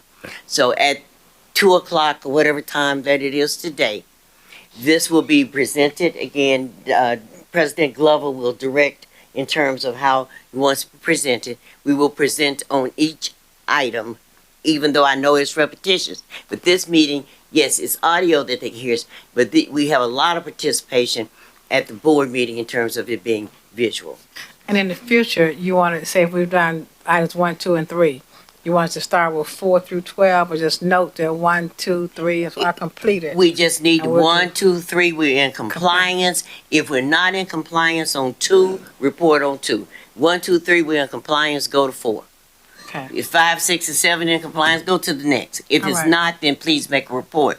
But we will address each item in this meeting and at the board meeting. Okay? Yes, ma'am, I Please. understand the task. Please, thank you. So, Mr. Evans, so Mrs. Afternoon, we'll say this, do the same report again At the board meeting today. today, we will make a report on this resolution Got it. on each item that we have. I'm asking you to direct in terms of, in advance, in terms of which individuals report which item.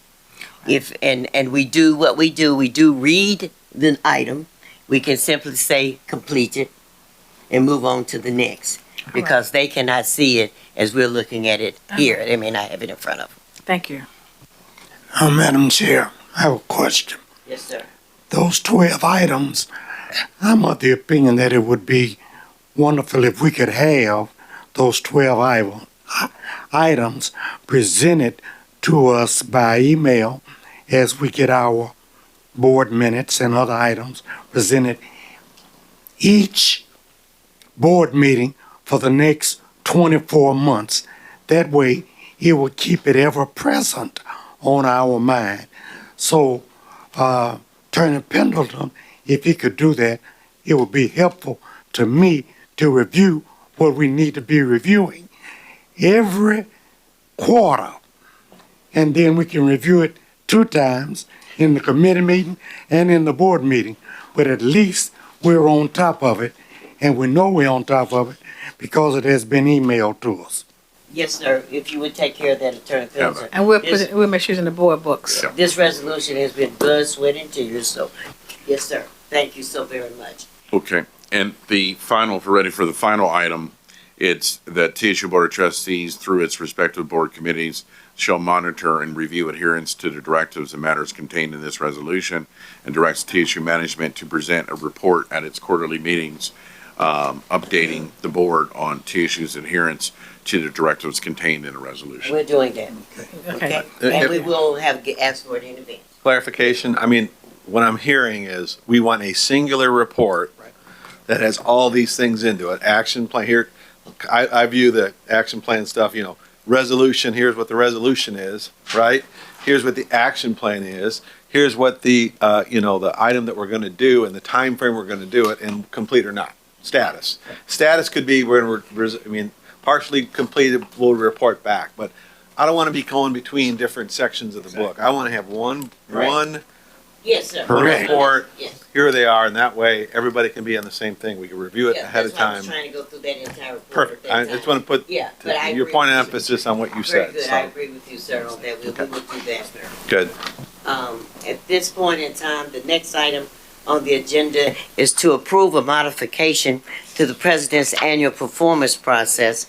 Normally, a member of the executive committee would administer the evaluation process.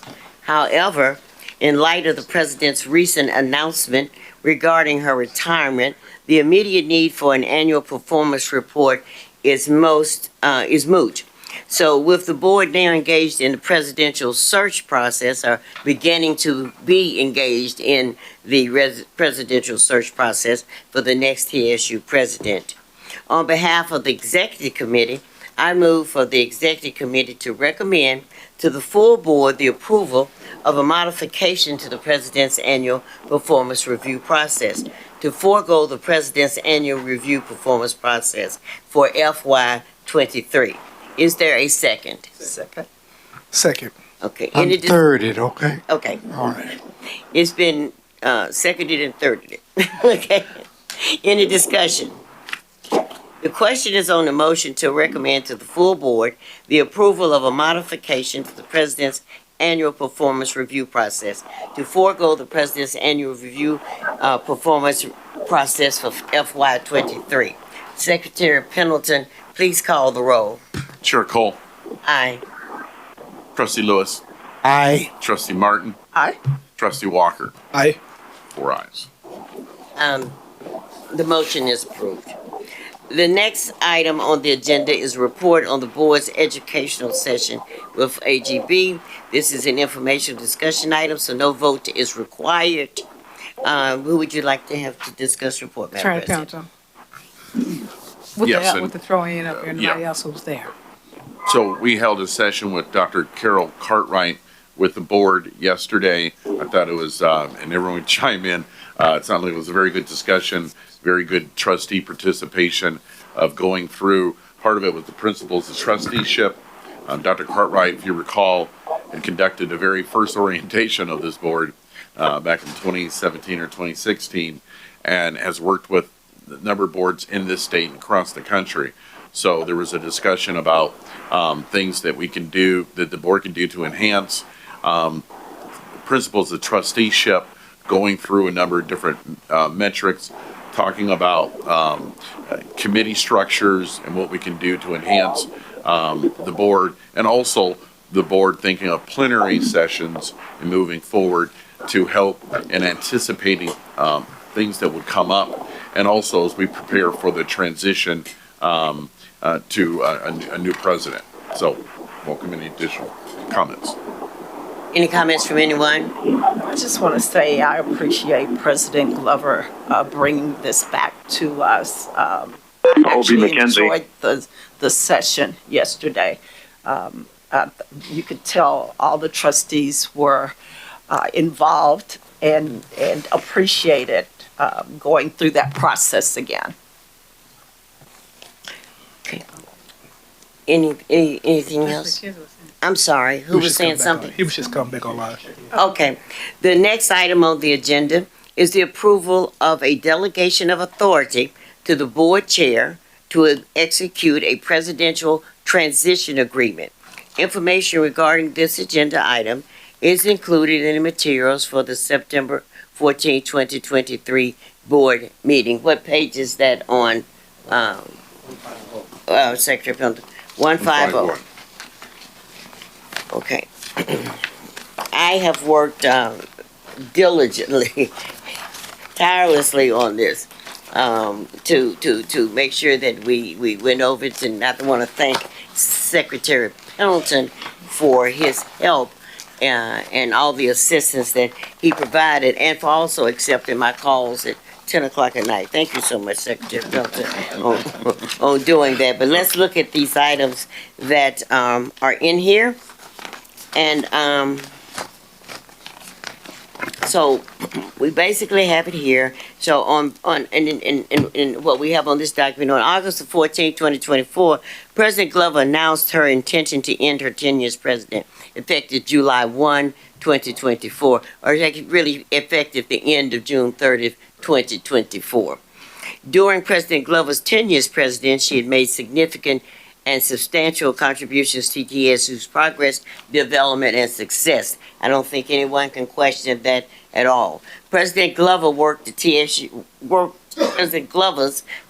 TSU has elevated the standing of TSU statewide, nationally, and internationally, as well as within the federal government and the national Tennessee and national corporate communities. We just heard earlier today about the Secretary of Agriculture, I believe it was, Secretary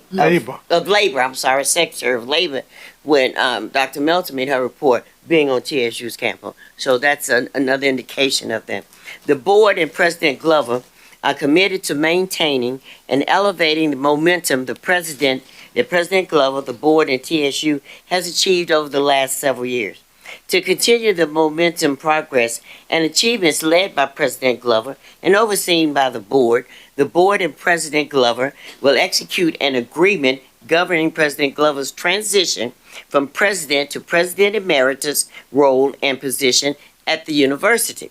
The terms set forth in this transaction agreement shall take into account the recent developments on the state level involving TSU, and the related developments on the state level implicate and factor in applicable and appropriate terms of the President Glover's existing employment agreement and any current and appropriate terms, employment agreement, and any current or possible new amendments related thereto, established an appropriate and effective transition in TSU leadership, and ensure that President Glover remains a special, prominent, and effective supporter, contributor, advocate, and facilitator for TSU's future success and development.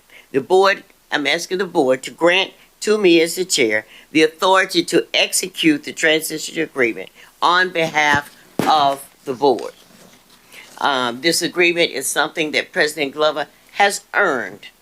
So I am asking you to give me that authority to do so. So I move for the executive committee to recommend to the full board the approval of a delegation of authority to the board chair to execute a presidential transition agreement as contained in the material for the September 14, 2023 board meeting. Is there a second? Second. I got a lot of those. Thank you. Okay. Any discussion? Madam Chair. I just have a question. Just for Lawrence, so this is common practice in academics, just for someone who's not in academics? Yes, So this is not an exception, or this is a common type? Yeah, transition to plan? yes, and transition to a president emeritus position. In fact, there are a number of different articles that speak to that. We'll get into and really address will be sort of what those duties will be as part of that. That will, one, be able to take advantage of the things that Dr. Glover could still do for the institution, but at the same time allowing the new president to be able to carry forward their vision and what they're looking to do. Yeah, thank you. I might add that TBR has such a thing in place. So one point of clarification, and I don't know if it affects the motion or not, but the date that Dr. Glover announced her intention to end her tenure was 23, not 24. Did I say 24? Well, it's actually printed. I'm sorry, would you Yeah. make a correction to that, and also a correction to that it ends at the end of June 30th, 2024? Thank you so much. Okay. Though I'll be leaving in May after graduation. We didn't say about that, we're talking about, all right, so please, are there any other questions? Do we have a time frame on this? I'm sorry. Do we have a time frame on signing off on the transition agreement? Oh, yes, I would like for, Hope to be able to do that, finalize that. As soon as no, I know he's asking for a time frame, so I would like to have this totally completed, everyone signed, and everyone signed on the agreement by, within 15 days, and that includes calendar days, okay? If we could do that. Thank you very kindly. Okay, I'm now trying to see if anybody else had any questions, okay? All right, the question is on the motion to recommend to the full board the approval of a delegation of authority to the board chair to execute a presidential transition agreement. Secretary Pendleton, please call the roll. Chair Cole, Yes. Trustee Lewis, Yes. Trustee Martin, Yes. Trustee Walker. Yes. Okay, the motion is approved. At this time, what I would like for us to do, and as it's said in here, the outstanding leadership of President Glover, taking this university, and I've been connected with this university, not as long as you, Mr. Lewis. Okay? But I for a love while. you too. Thank you. I want to make sure I give him his props on that. And to see where we have taken this university, where it has gone in the last 12, 13 years. I had the privilege of being a part of this administration from the beginning, along with you, Dr. Lewis, when we started with Dr. Glover.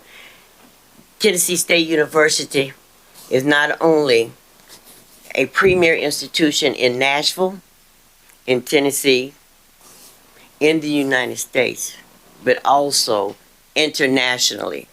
And our place at tables locally and nationally in DC, Congress, presidential committees is outstanding and is directly attributed to the leadership that's been provided to us by Dr. Glover.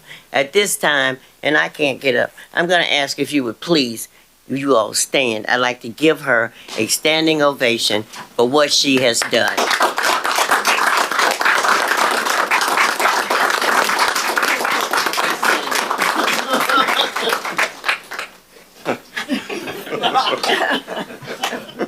Okay, all right, and that is it dearly.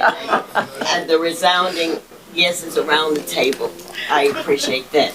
The next item on the agenda is approval for a grant of authority to the executive committee to lead the presidential search process. Pursuant to the state law, prior to initiating a search to fill the president's position, the Board of Trustees must hold a meeting to establish the search process, including a process for developing a timeline and a statement of qualification for the president's position. Please note that anyone selected as a finalist for the president's position must undergo interviews with the campus community prior to being selected as president. I was made aware of that provision on yesterday. Thank you, Attorney Pendleton. In addition, the appointment of an individual to serve as president of TSU will be presented to and subject to the vote of the entire board. I want to make sure I'm very clear. The committee will not select the president. The actual vote will be done by the Tennessee State University Board of Trustees in the final end. To that end, I want to move to approve granting of a specific authority related to the president's search process. The executive committee will serve as members of the presidential search committee. The board chair will appoint additional members to serve as search committee, which shall be comprised of faculty, staff, students, alumni, and other members of the community. The board chair, in consultation with alumni and other members of the community, the board chair, in consultation with alumni and other members of the community, will engage a search firm to assist the search committee and the board in the presidential search. I'm going to explain that, sir. Give me a minute, okay? The search committee will develop a timeline for the process at its first meeting. The board executive committee shall be authorized to develop a statement of qualifications for the presidential position in consultation with the search committee and the retained search firm, with said statement to be provided to members of the full board for review prior to finalization.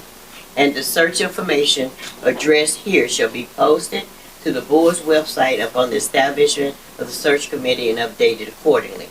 Let me break that down into a few statements. What I'm asking here, number one, what I'm asking here is that you will allow me the authority to, one, I want to appoint the executive committee, which is Trustee Martin, Trustee Walker, Trustee Lewis, myself, and I want to add one other member, and not one other individual from our board to this committee, which would be Trustee Corbell, in light of his extreme experience as being division president of HCA TriStar. And that group, number one, will review applicants for the search firms and make a decision on which firm will be used.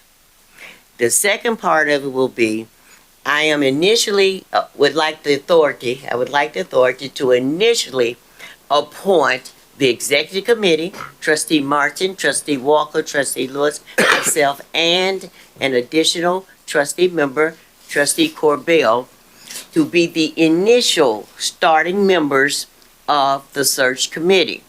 Please understand that search committee will be expanded to include alumni, community position members, representative of the faculty, TSU, I don't know the correct title, I didn't get that right. Okay, different political persuasions. This is going to be a very well-rounded committee. I'm asking the authority after then to present, to appoint those particular individuals. After the statement is developed regarding qualifications for the state search firm, which we will use. Then that committee would develop qualifications for the position they were looking for the president. Interviews will be conducted, etc. And remember, there will be, I can't, we all have a meeting, but there will be a number of individuals that ultimately will be presented as a final pool that will come in.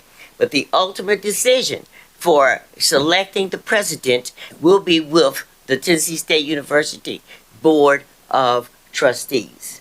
I want to make sure I'm very clear on that. So if anyone has any questions, please let me know so that I can address them now.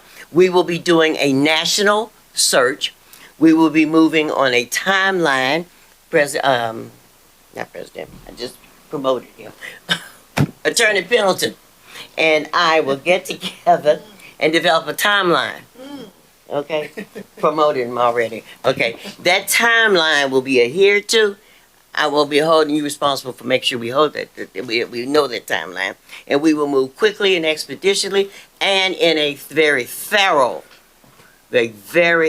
process for what we're doing. This is important. I take it very seriously.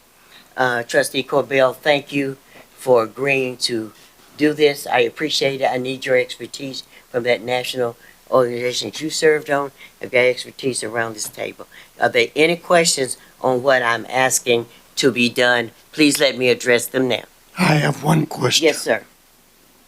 In the past, when Dr. Glover was selected as president, when Dr. Johnson, Dr. Hefner, all the way back to Dr. Torrance, the governor had a role to play in this selection process.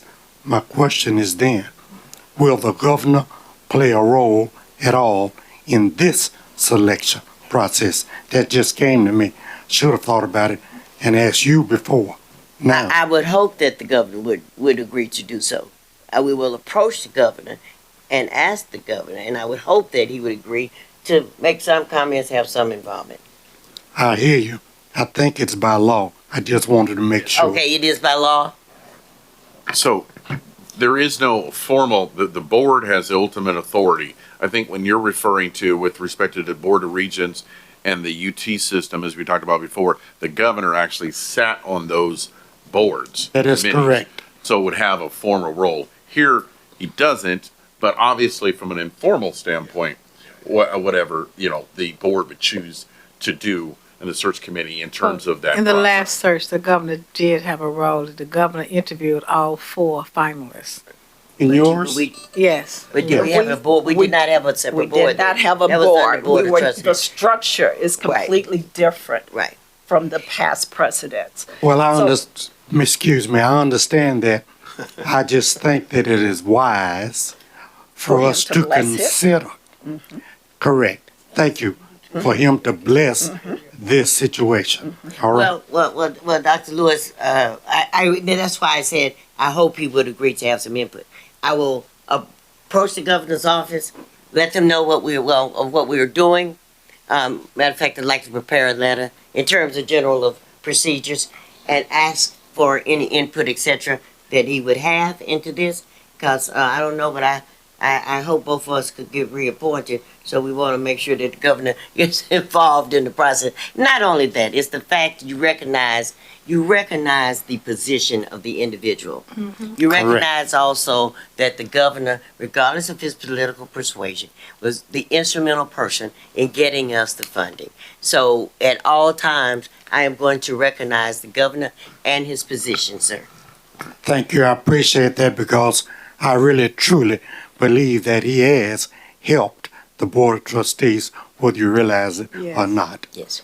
Okay, but Totally. so yes, we will do so. I am a big fan of protocol, so yes, sir, we will make sure that is done. Thank you, Madam Chair. Okay, are there any other questions? Yes, ma'am. Chair Cole, I'm requesting to be added to that initial group so that I can contribute to the creation of the presidential profile that the search committee will be using in that early stage. Okay. No, there was two different groups. Two groups. Okay, two different groups. The first group is executive committee and Steve that's going to select the firms and develop the profile. Okay, let me do this. Right now, what I'm trying to do is just establish the committee by regulation of the board where we have to get started. Correct. Okay? And I don't want to make any announcements regarding the entire search committee, Correct. committee at an important time. I think that the number, I don't want to get the committee too large. Right. I think that the number that I've pointed is sufficient, but I recognize and appreciate the expertise that you have, and we will make use of that expertise. Okay? And we'll go forward from there. It's, you definitely will be a part of the process. I'm just not, Early on. yeah, Yes, thank you.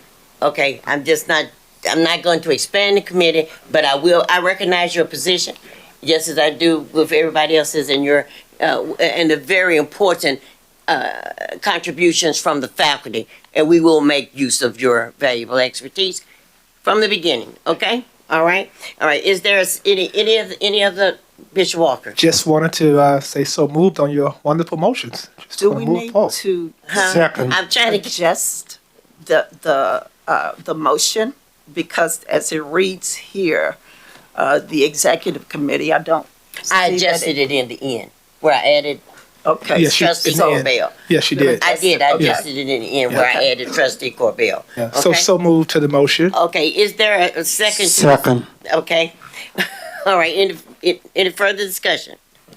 The question is on the motion to recommend to the full board the approval of a grant of authority to the executive committee to lead the presidential search process as contained in the materials for the September 14, 2023 board meeting. Secretary Pendleton, please call the roll.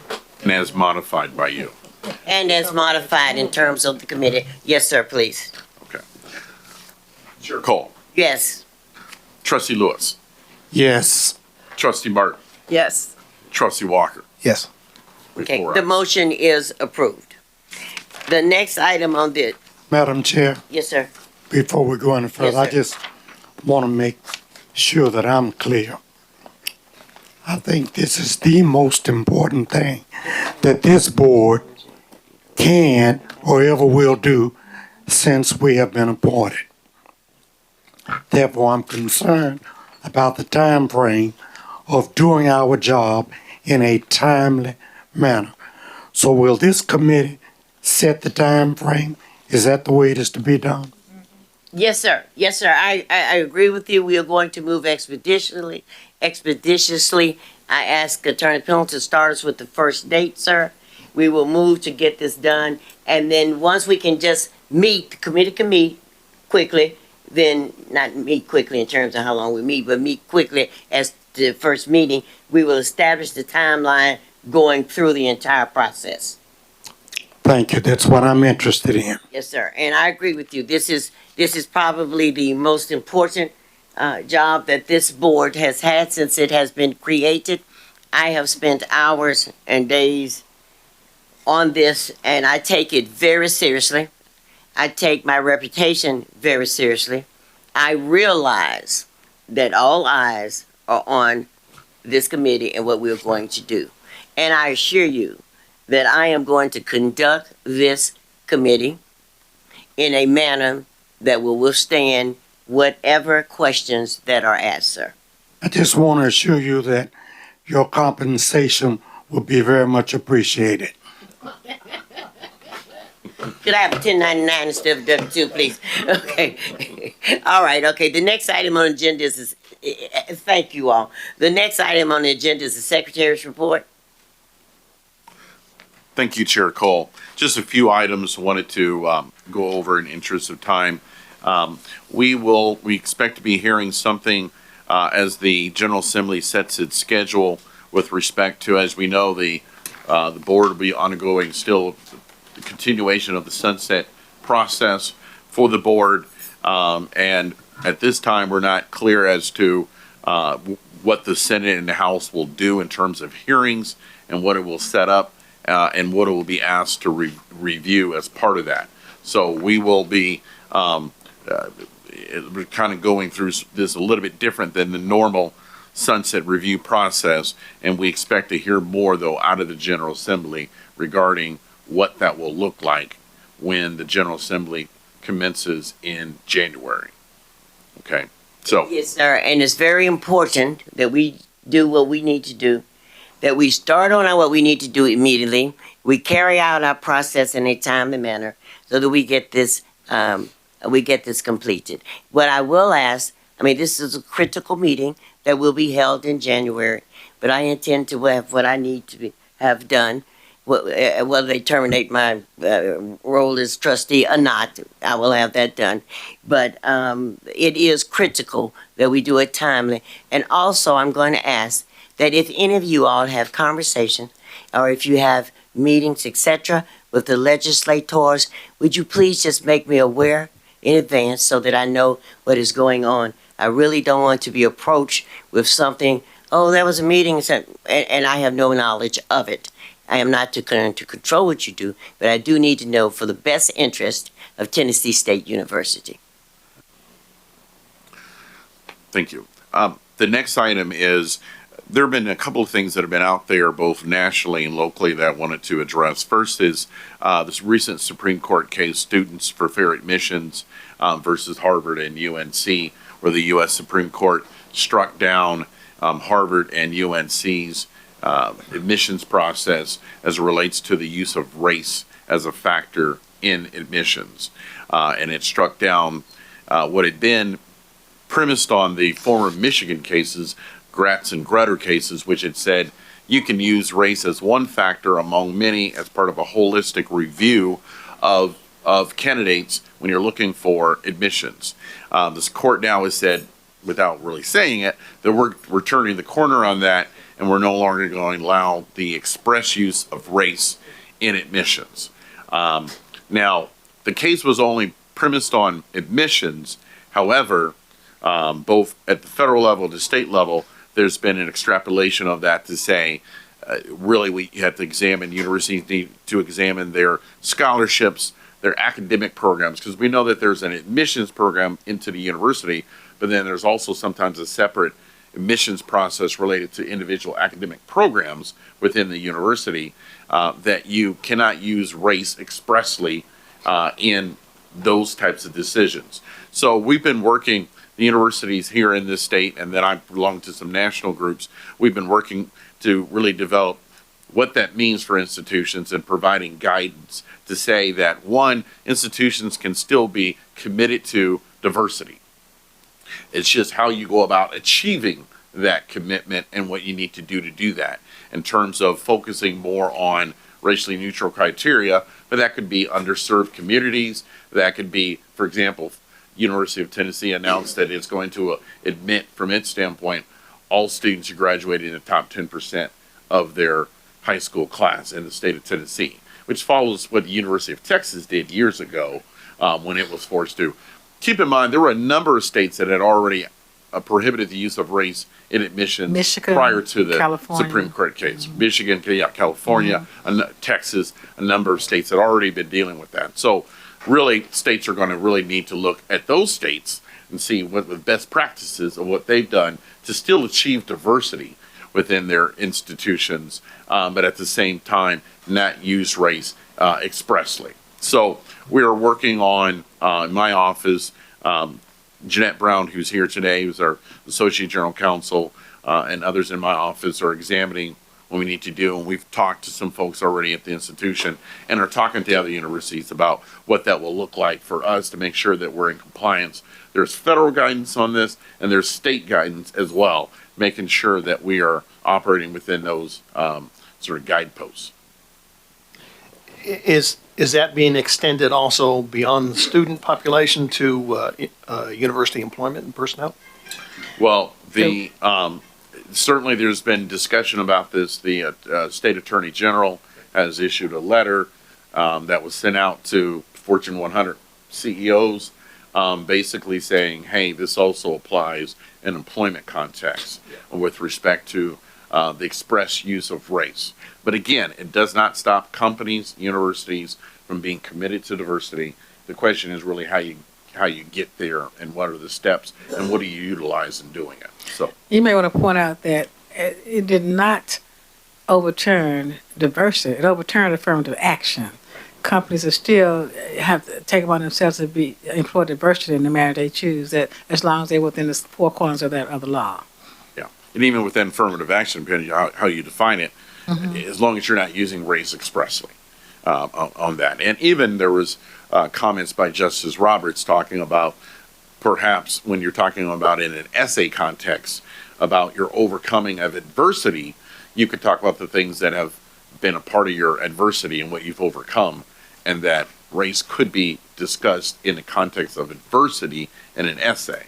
But nonetheless, when we're talking about express factors, then you no longer can allow the use of race. So wanted to talk about that. And then there was a law that was passed and became effective dealing with divisive concepts. And you may have heard this in the media. There have been a number of states, Florida, Texas, this state, where there's been a discussion about the concerns about divisive concepts being discussed. More importantly, and what this state law addresses is divisive concepts can still be discussed in the context of the classroom. However, what they want to stay away from is when people voice their opposing view to maybe some of these divisive concepts, that they aren't discriminated against, bullied, or what have you. So there's a prohibition on taking action against a student, for example, who may disagree with a concept that's being discussed in the classroom. Also now, the law has introduced that we must have a complaint process that we've set up at the institution for students who feel like maybe they have been the target of discrimination or bullying because they've expressed a view that is contrary to maybe what the faculty member was discussing. And then also we'll be doing a survey related to assessing whether or not people feel bullied in this area as well, and that's required by the law. So and then there's also some posting requirements. So again, my office has been also working with Dr. Melton with respect to rolling this out, getting this out. We have a website that addresses the law and what's required, and we've posted that in different places on the university website, and we'll be following up with other offices on this. I would also add that Attorney Pendleton had an extensive conversation with the members of the Faculty Senate specifically on these topics. Yes. And that concludes my report. Okay, thank you. And you have any other comments, President Glover? No, thank you. Okay. Is there any additional business? Is there any additional business? Seeing none, is there a motion to adjourn the meeting? So moved. Any discussion? Hearing none, the question is on the motion to adjourn the meeting. Secretary Pendleton, please call the roll. Chair Cole, Yes. Trustee Lewis, Yes. Trustee Martin, Yes. Trustee Walker. Yes. 4 ayes.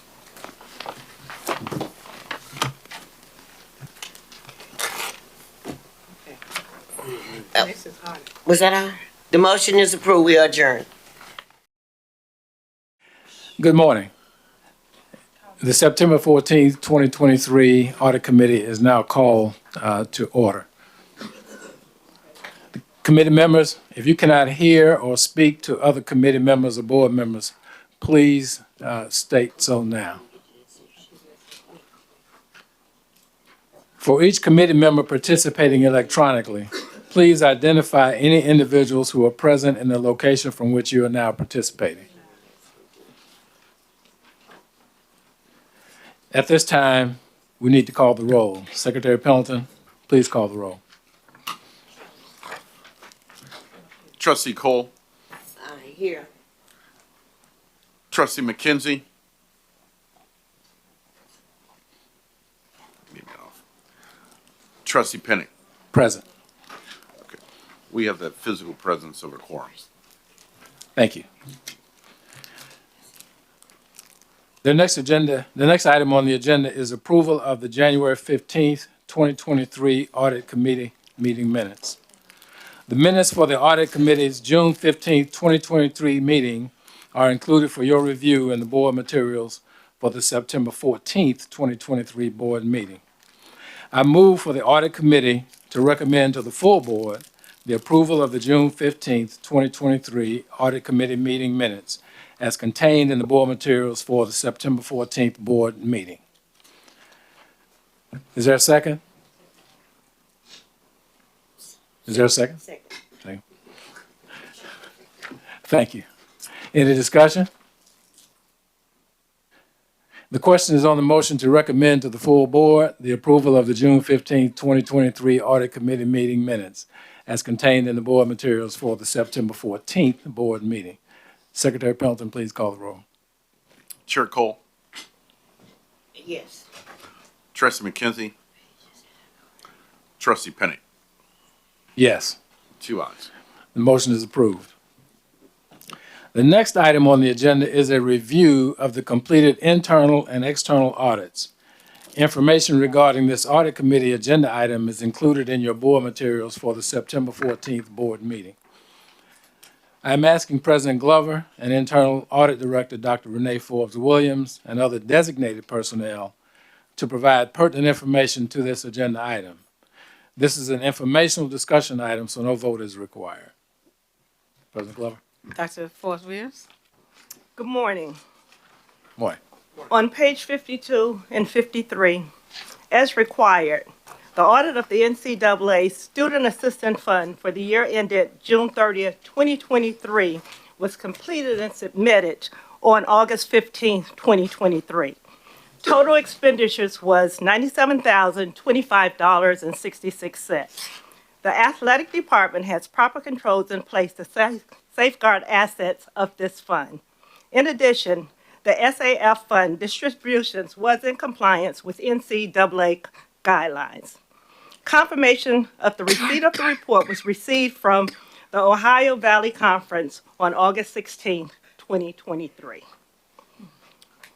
You would find the history starting on page 56 through 60 in reference to the follow-up to the division of the state single audit for the year end June 30, 2022, finding 2022-001.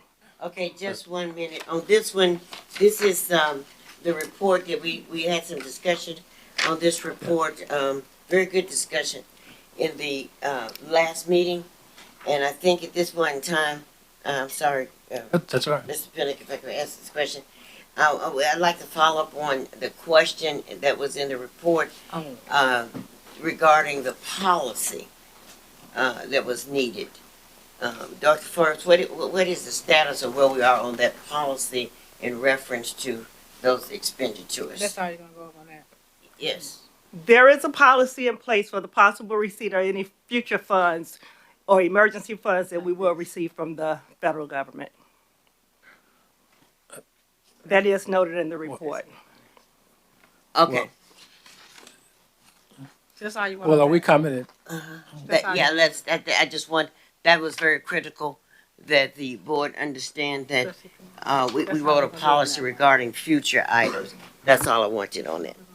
That's all we're going to do on it. Okay. That concludes this agenda item. All right, thank you. Are there any other questions? No. The next item on the agenda is a review of the outstanding audit issues. The materials for this agenda item are included in the board materials for the September 14th, 2023 board meeting. I'm asking Dr. Glover or Dr. Forbes to provide pertinent information related to this agenda item. This is an informational discussion item, so no vote is required. Outlined on page 63 and 64, the follow-up review of the federal work study time sheets, fall 2021. It was originally scheduled to begin June 2023. It's now scheduled to begin in fall 2023. Also, the fall follow-up review for grants management, scheduled to begin fall 2023, has now been postponed to spring 2024. Any questions? If not, that concludes that agenda item. Thank you. The next item on the agenda is the approval of the modified annual audit plan. The materials for this agenda item are included in the board materials for the September 14th, 2023 board meeting. The fiscal year 2024 audit plan was presented by the former internal audit director and approved by the board at the June 15th, 2023 board meeting. Upon Dr. Forbes' Williams' arrival, she reviewed the audit plan. Based on her review, she is presenting a modified audit plan for approval. President Glover, Dr. Forbes, can you provide the discussion on the modifications, please? You will find some adjustments on page 67. Starting with travel. Originally, it was scheduled for July 2023 through September 2023. It has now been modified to September 2023 through January 2024. The general IT controls review, originally scheduled for August 2023 to October 23, is now scheduled for September through November. The state follow-up financial audit 2022, originally scheduled for August 2023 through September, is now scheduled for September through October. One exception there, we have actually not received the state follow-up audit for 2022. So that's still outstanding. It's due any day. They're completed field work. We've gotten a lot of it. It should be finished any day. So you'll ask her, we'll adjust our schedule as soon as we can get it and get started on. We know how much time it will take. It's budgeted for 75 hours. And so when we get it, we can, at the November meeting, we have a more succinct time schedule for you. Can I ask a question? Is this the state audit we haven't received yet? Is that the state audit we've been talking about that's out of cycle that puts us behind on financials and budgets? Yeah, actually, that's trying to catch up. The chair of finance, Bo Watson, Chair Bo Watson, had told us he would just make a recommendation they start a little sooner so they can try to get caught up and not have us get the audit report after the end of the fiscal year. But this year, it had already taken place when they started. So we're hoping that they'll start a little sooner this fall rather than, first of the year, so they can get it done before the next fiscal year ends. But am I correct in that this is the issue where we can't make corrections before the end of the fiscal year because the audit hasn't occurred yet? Late. And so we always get and we have not gotten it yet. No chance to make those corrections. We do know that it's correct. Doug, you did say that it's almost it's done, but it's still you have to go to internal reviews from the auditors. Not internal auditors per se, but their staff, their team has to go through it and make sure that it's ready for release. Are we hopeful that in the future that those audits will occur before the end of that fiscal year so we can? We are hopeful. In fact, that was a conversation we had when Chair Watson came to visit us on campus. He did say he would speak to them and to see if we can get it done earlier. So we don't know when it's going to start yet because we still working on this one. But we're hoping it will be done. That we will get a start date a little earlier than the first of the year. Okay. Hopefully, before the end of the year. One more last question. Am I correct in my understanding that other institutions are getting their audit reports prior to the end of their fiscal years? Is that the way that has been happening? It has in the past. Again, we're hopeful this year it will be different, that we will be on the schedule with the others. Okay. Thank you. Okay. The state Triple E audit for 2021, originally it was scheduled for August, the follow-up. We just received that report, the draft of that report last week. So we will start on that follow-up review. However, there were no findings. The state AAA for 2022, we actually have not received that report yet. That's still outstanding. The QAE external was originally scheduled for July through September. We postponed that to September through November. And the follow-up review of internal audit findings, originally scheduled from July through June 2024. We postponed to start September, and I have a date here of August 2024, but hopefully we can finish that before year end. But that's somewhat wishful thinking, but hopefully we can do that. That concludes this agenda report. So for those items that you have just received reports for, do you have a modification of the time frame? Well, that one does not have any findings, Okay. so we're in good shape You're with in that good one, shape, okay. yes. Mr. Chairman, I have a question. Yes. You're a fairly new set of eyes for us, right? Yes. When you're looking at what I view as a macro enterprise risk assessment, are you honing in on, do you feel comfortable that you're at least addressing some of what I would consider more high risk items, be them, institutional risk from a headline perspective or just risk from a, general perspective? It's just a good idea for, with you being new, I just would like to know. I would definitely say so. I took an overall look at the entire internal audit, proposed audits, and I would say so, definitely. Basically, the past auditor had definitely had them identified in a good manner. Okay. And basically, I'm following Okay, the good. same format to a good, We appreciate new perspective. a great and so extent. I appreciate that. Thank you. Mr. Lewis, Trustee Lewis? Dr. Thank you. Lewis? I didn't want to interrupt by calling out your name, Chairman Pinnock, but I do have a question. I'd like to know, do we have enough qualified employees to assist you in all of your endeavors, madam? Not yet. We do have a position open. I was told originally that I was able to hire 2 employees, but when I checked with personnel, they told me it was only 1. But I haven't posted a position as of this point. I just wanted to get comfortable. Well, maybe I need to look at the president and talk about this for a moment. And if I don't, I think she already knows how she feels. Now, she just said to me, you can have 2. No, her door has been open, so I know that's not an issue. Well, I hope you'll close the door and get the necessary help in order to keep the university moving along the proper path as it relates to audits. That's the one thing.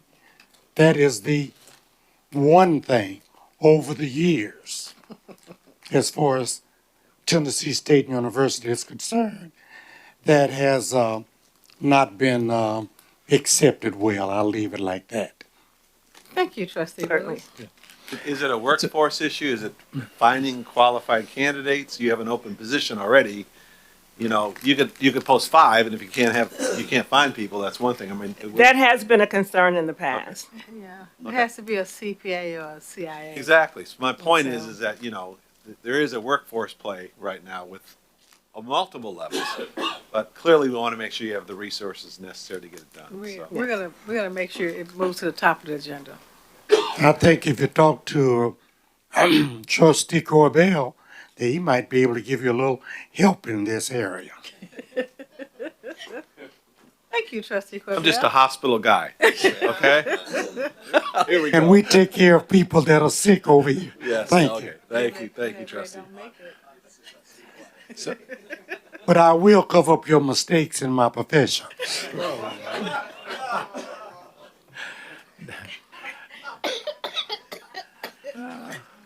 Dr. Forbes, so I have a question.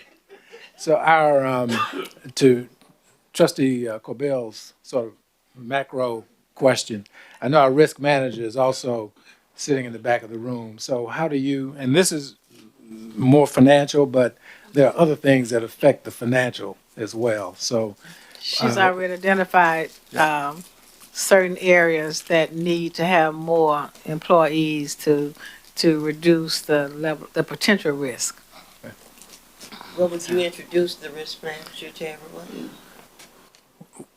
well, Cynthia Howell. Madam, is it Dr. Howell yet? Not yet. So please stand.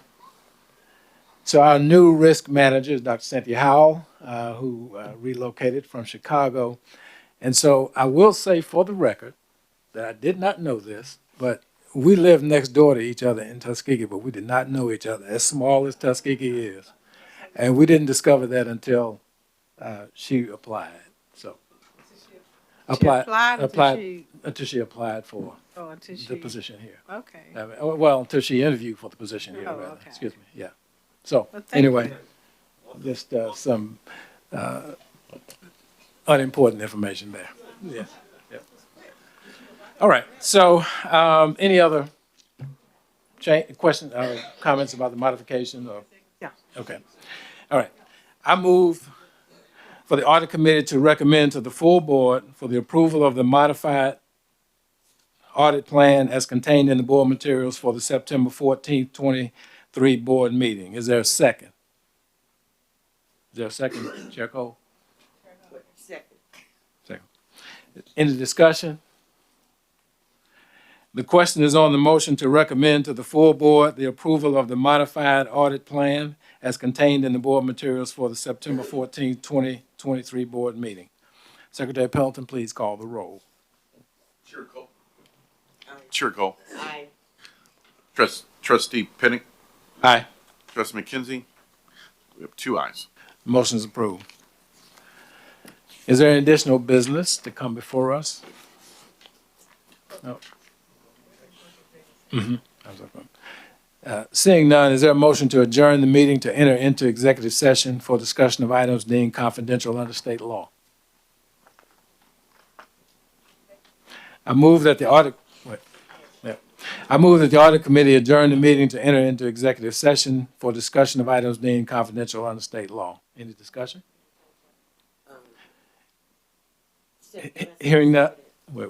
Hearing none. The question is on the motion to adjourn the meeting to enter into executive session for discussion of items deemed confidential under state law. Secretary Pendleton, please call the roll. Just to confirm, Sure. so that was seconded by Trustee Oh, Cole. okay. Okay. Chair Cole. Yes. Before we go into executive session, thank you so much for, one, coming to the university, and for, second, the work that you've done. We sincerely appreciate that. Thank you. You're welcome. Okay, so Chair Cole, calling the roll. Trustee Pinnick. Aye. 2 ayes. Motion carried. We are adjourned. My script says good morning. I guess it's good afternoon. The September 14th, 2023 Finance and Budget Committee is now called to order. Before we get started, we need to make... Actually, we don't need to make those because we have a physical presence of. We have a physical presence. The bottom line is we shall move through the agenda item. The roll call and declaration of a quorum, please. Actually, you want to go to the, if you cannot hear or speak to anyone, that's right below that. I got you.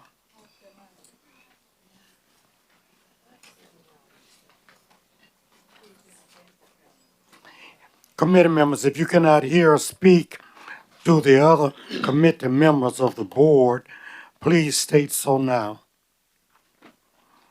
For each committee member participating electronically, please identify any individuals who are not present who are present in the location from which you are participating. At this time, we need to call the roll. Secretary Pendleton, please call the roll. Chair Lewis. Here. Trustee Johnson, Andre Johnson. Here.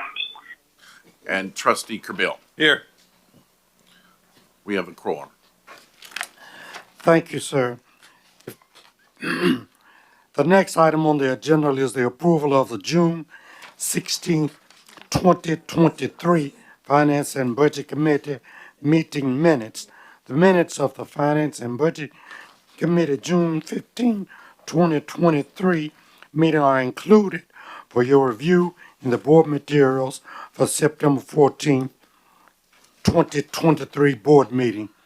I move for the Finance and Budget Committee to recommend to the full board the approval of the June 15, 2023 Finance and Budget Committee meetings minutes as contained in the board material for September 14, 23. Is there a second? Second.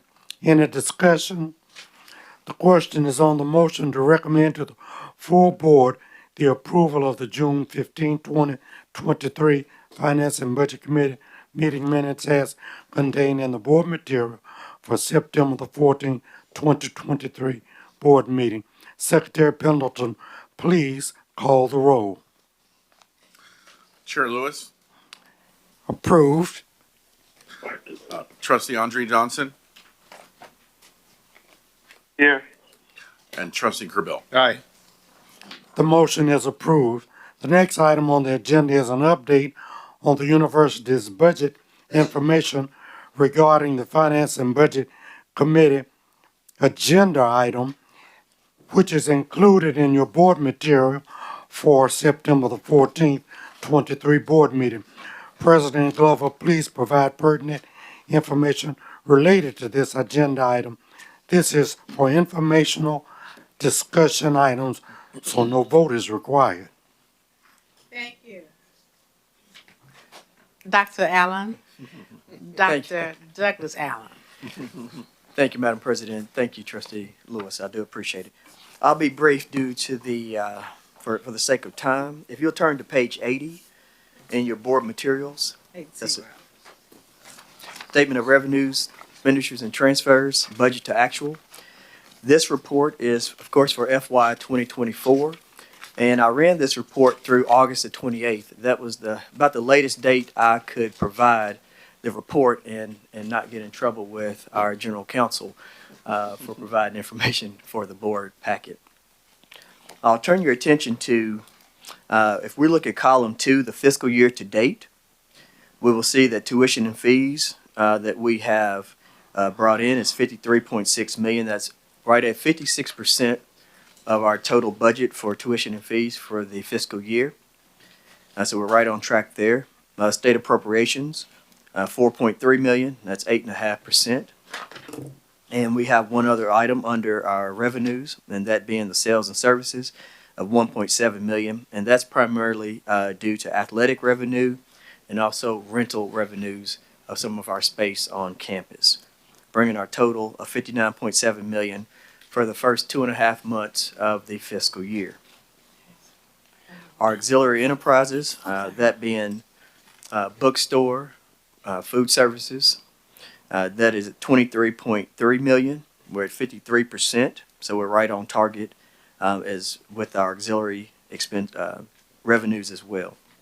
Now, when we look down at the expenditures, and these are known as functional classifications, okay? So instruction, we're at $3.1 million, and down to our scholarships and fellowships of $1,097,000, for a total of $10.9 again for the first 2.5 months. As far as scholarships go, we have recorded all scholarships for merit-based scholarships, band, athletics as well.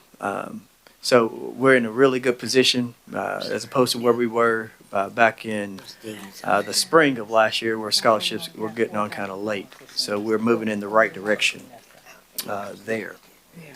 So am I reading this right, that we've spent only $1 million in scholarships? Well, you got to think about, and that's a good point, Dr. Johnson.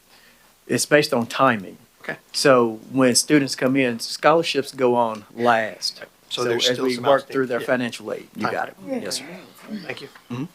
Okay, Dr. Allen, I also have a question. Yes, ma'am. On the, I'm sorry, I had to take that call, but on the state appropriations where we, at this point in time, we have 4 million Yes, ma'am. compared to what we had budgeted with 51. million? Yes, that is correct. So, state appropriations come in monthly. Okay, and that amount just varies. So it is 12 allocations for that. Yes. Okay, thank you. So this 4.3, that's only for 2 months, is that what that is? It's actually just 1 month. 1 month, thank you, Yes, sir. yes. All right. Okay. And they pay your money. Okay. So actually, okay, so right now we are in the second month. Wait, not now, but August 28th was the second month of the year. 2.5 months. So normally, if I'm correct, You got 1 month, which would be July. Correct. The second month, they usually pay about 30, 45 days. That is at correct. the end of the month. Am I Yes. correct on that? Yes. So that's why it only reflects 1 month here. That's exactly right. And the only time that you'll see it catch up is at June 30th Yes. at the end of the fiscal year. Yes. Mhm. Okay. I just want to make sure I understood. Absolutely. One more Sure. question. For the instruction number of 3,000,001, that includes salaries, right? That is salaries, yes. Thank you. Yes. Dr. Allen. Yes, sir. I just wanted to say Dr. Allen. I appreciate it. So the state appropriation, Yes, sir. it's a given. We know what it is at the beginning of the year. That is correct. Is there any adjustment to it typically? Not typically, because that's set in the governor's budget, right? Unless they come back and say, we're going to give you additional appropriation, then no. What you see there is what we're going to receive. Yes, sir. Now, I'm sorry, Miss, what was the scholarship? Why is it I mean, August 28, 2023? Mhm. The amount expended, and you said it, I didn't understand it. The amount expended on the scholarships, while we're only 6% at that particular point in time. But you have to look at the census date, and you have to look at the time. So usually about 2 weeks into the semester, that's when we start. But merit scholarships go on last, institutional scholarships. So we have to make sure that students have completed all their financial aid paperwork. We look at their external scholarships or third parties. All that goes on first, and then we put on. So this is the timing of posting. That's correct. That's correct. Timing of posting. And Okay. and I will tell you, as of today, we have posted 26 million in scholarships to students' accounts. So it's just the timing. That's all it is, just timing. Okay. Yes. Yes. Thank you. Yeah, it's all. Kids. it might be Opie. Excuse me, those on the telephone, would you please, Mute yourself. Just two more items to note. You will see in the fiscal year-to-date column, two negative amounts, 64,000 and 635,000. Those amounts are small, but I want to bring attention to those. What that is at the end of the fiscal year, you have to reverse debt service accruals. So actually, it's a benefit or increases us for FY24. Okay. You know, we talk about this, I think 6+ years I've been on this board. Most of us in business have a monthly expend and a monthly budget, or at least a quarterly. Mhm. It's difficult, and again, now that you're a doctor, you could probably figure this out now, right? I've already figured it out.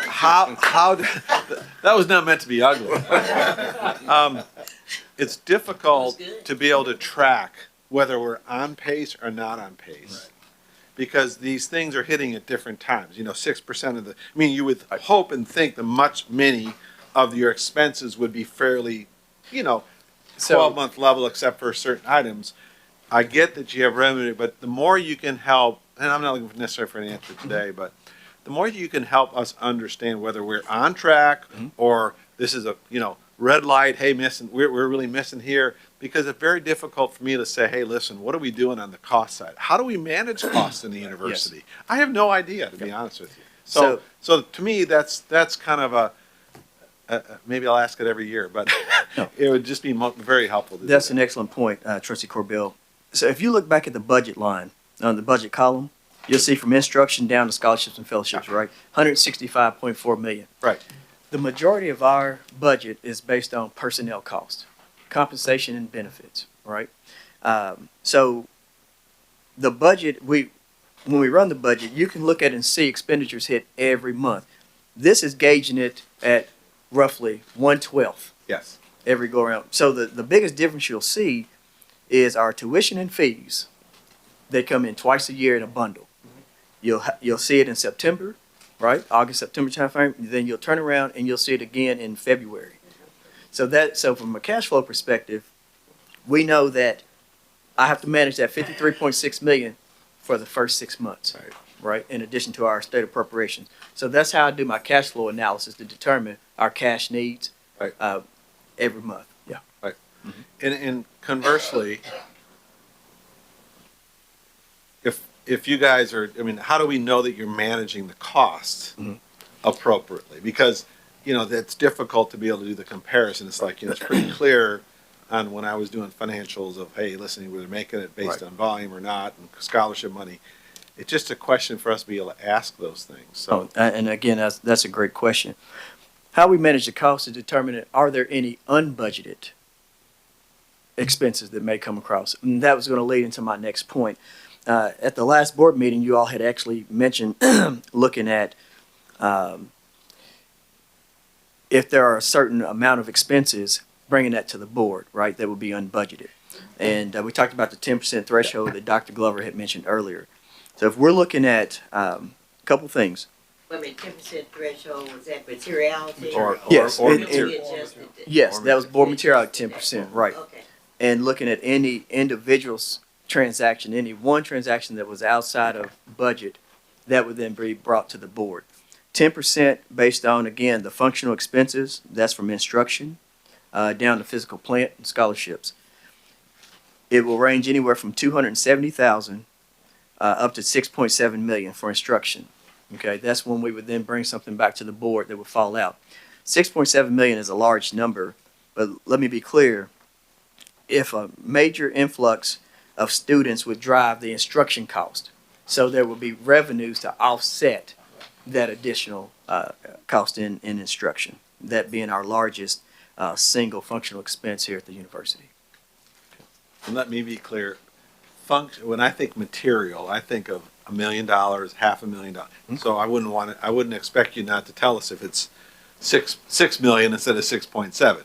And No. just say, hey, it was under 10%. That would be an aggregate. You know, I would just simply say, Yeah. right, just more disclosure than not is Absolutely. really more. Agreed. I would say. Anyway, I don't want to beat it up, but I mean, anything else you can help us as we understand and track these expenses, the better. Because what we don't want to do is get in the third quarter and, oh my God, we don't have the revenue we thought, and now we're underwater and you don't have any time to make adjustments on the cost side. Well, part of that too, as I build the budget and bring it to you, I always take a very conservative approach. I know. Okay, so when we go back in October for the October budget that will be presented in November, you'll see some changes. I never budget for any additional students. So, for example, that we put in the hotels. I budgeted the expense, but I didn't budget the revenue. Sure. Okay, so that keeps us on pace. Thank you. Thank you. Mr. Thank Chair.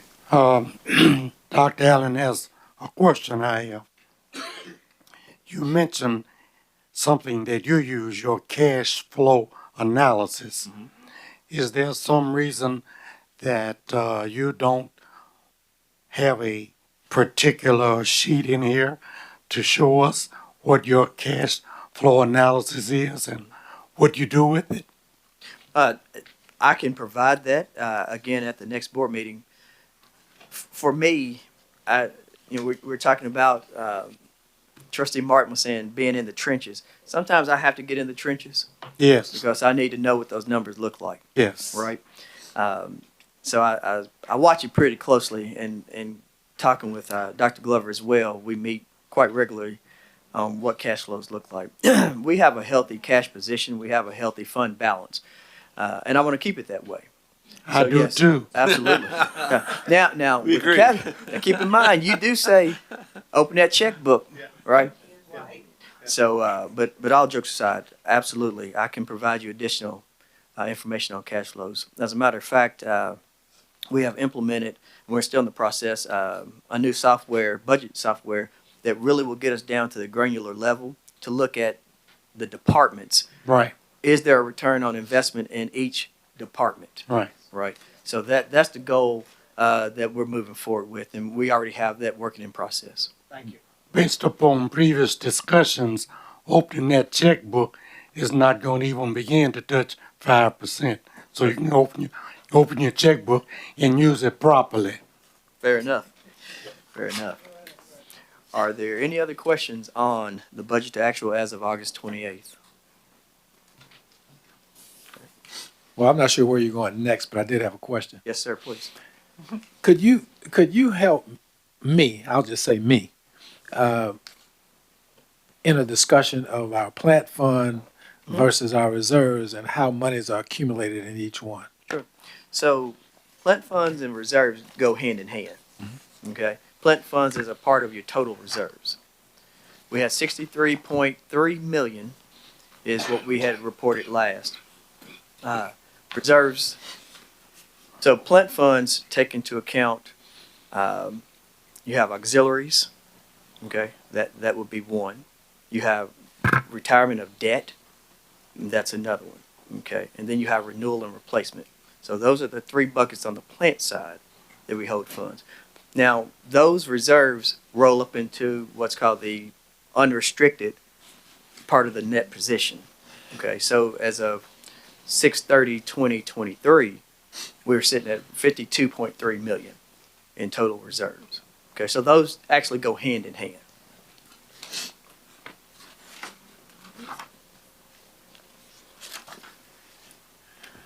So we have a building fund at church. You have Oh, here we go. You got 53 million. He doesn't go to my church. You didn't go to your church? No, not my church. No. Not your church. So we put money in the building fund, right, to take care of our. I figured if I went there, you all would understand what I'm saying. So, but that money can't be used for anything except repair.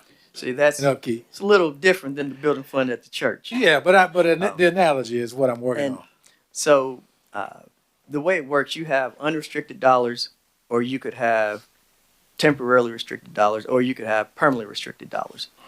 So our reserves are all in unrestricted for the university. Now, when you get on the foundation side, in the endowment, a majority of those funds are permanently restricted. Okay. Right? All right.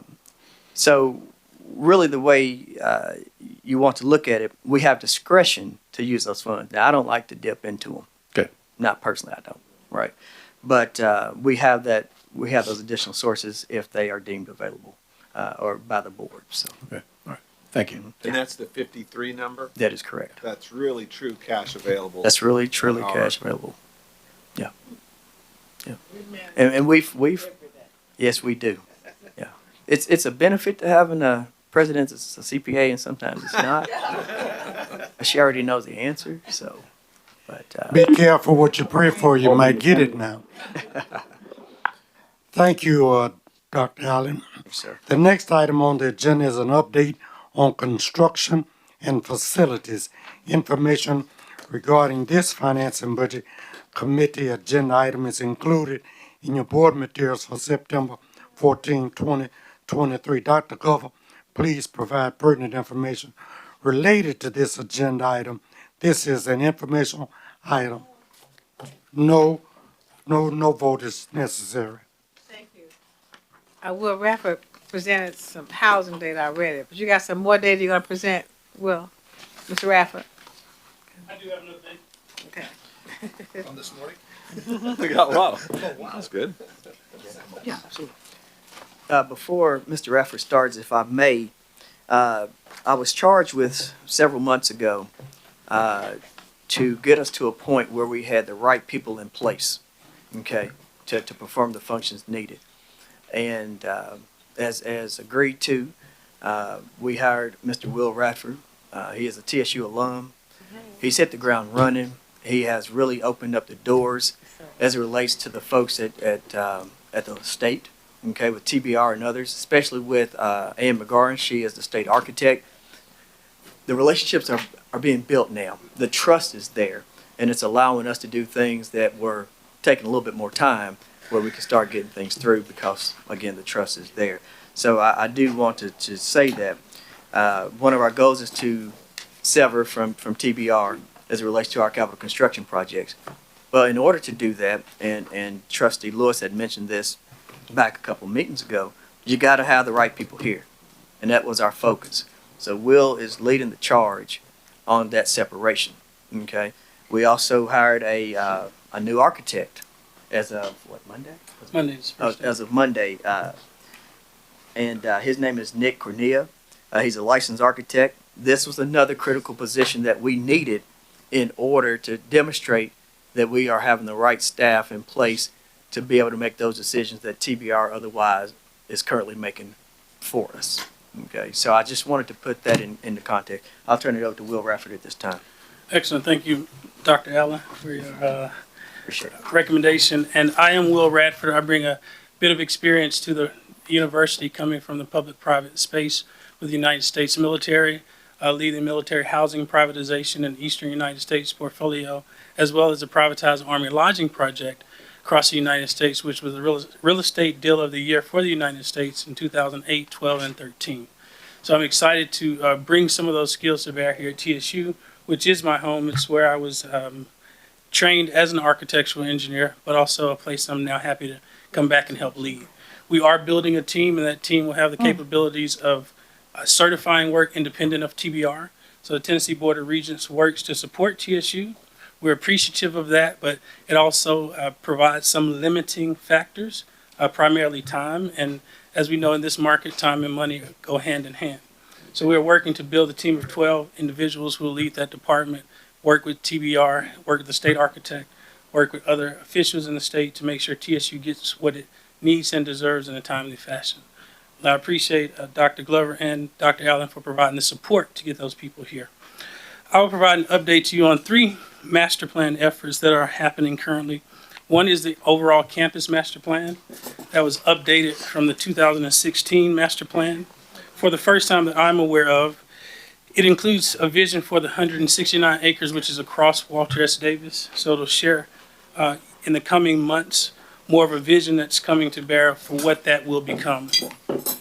It also is analyzing the short-term needs of the Avon Williams campus and the future possibilities of that site and what it means for TSU to be a university in its city and participate in that city at all levels as it relates to property ownership, property development, meeting the needs of students, the staff, and the state. One of the other things that we are currently doing as a part of the master plan update is working to update the facilities conditions assessment, which drives our business decisions as it relates to properties or to entity buildings on the property. So we're aware of Elliott Hall, it's a historic building, likely could be preserved, become part of the National Register. There's been no decisions about that. We hired a consultant to work with us to help us study that, determine what's the right answer for Elliott Hall. In addition to the facilities condition assessment, which drives our business decisions, we're also obtaining the records and data that will help justify our construction projects.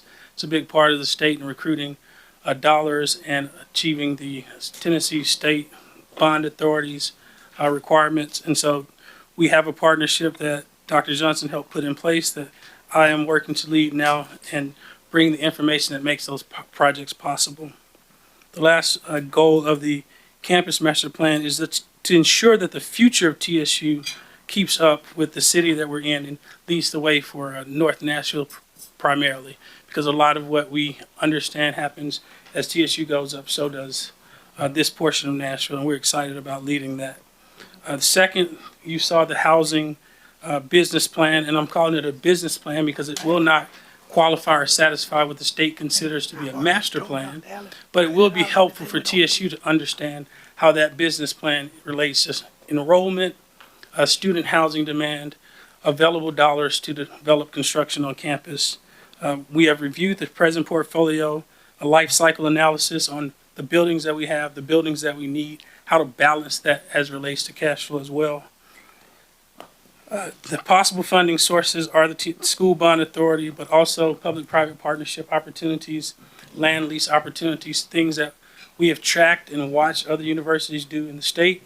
We've documented how that happened. We've documented how long it takes to get that certified and when it can actually go in place. So we want to bring those options to this board and allow the board to make the decision about what's right for TSU. The overall goal of the housing business plan is to have the right size housing portfolio that meets the demand and the enrollment requirements over the next 10, 20, and 30 years. Hey, Will, I have Yes. a question for that. I actually looked at your, projections here, and this is, it really is about what assumptions are made. Really, when you're looking at the forward-looking, either enrollment and need analysis, you said earlier that, is it TBR, has a different formula or a different model that they would use? So, as far as projecting out into the future, can you just tell me a little bit about how that process works? Sure.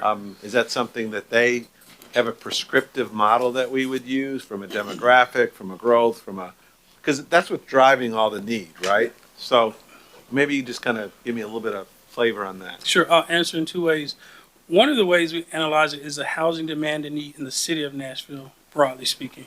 That's separate from TBR, separate from just what is happening in Nashville, specifically North Nashville, as it relates to housing, and how much access our students who meet the threshold of the dollar values that we have able to obtain. What's out of their reach, what's in that reach. Now, as it relates to TBR, they have a set standard that's typically 25 to 30%. So if 10,000 students go to UT Knox, they expect to accommodate 2,500 to 3,000 students. That's what has been presented. Our need historically is 42 to 47%. Right. So it's quite a bit more that we want to help find housing if they're coming from out of state, on campus or adjacent to campus. And then over the future, we see that going up 3 to 5% per year. So it does go from about 3,600 to about 6,000, which is what I presented earlier. So our goal is to have a plan that can be shifted 18 to 24 months based on what we're seeing as proven data. And for us, that means 3 years behind, 3 years before, what's reasonable, and every year you're checking that 5 to 6 year sort of sliding scale. Okay. So there's a bit of a process, though, that TBR is going to be looking at our assumptions, what assumptions we did use, and probably a bit of, is there a back and forth type play? Because they have to kind of sign off, I would imagine, that these assumptions make sense for us as we look forward from a housing side. I'm just trying to understand how that works, So at present, TBR, they sign off because they agree to present the projects and help facilitate the management of them. What our ask and need is not determined by them. It is reviewed, and they have the right to ask questions and provide pushback. But in the end, our desire to take 2 legacy dorms down and bring 1,000 new beds, that's TSU decision based off what we understand the students and families need. As it's presented, we recognize TBR will say back to us, can you afford that? What does it take to make that happen? Those kinds of things. But in the future, we will do that independent. We'll do it using consultants, and we'll work with other third-party agencies that can support us in making those decisions. validate our assumptions. And say, Absolutely. This makes, Absolutely. That makes sense. But the overall goal is to expand our abilities beyond 2 or 3 people who are managing projects at TBR. And quite personally, I felt held up by that in ways that cost us more money because we can't get an answer when we need it. All right, thank you. Let me ask the question.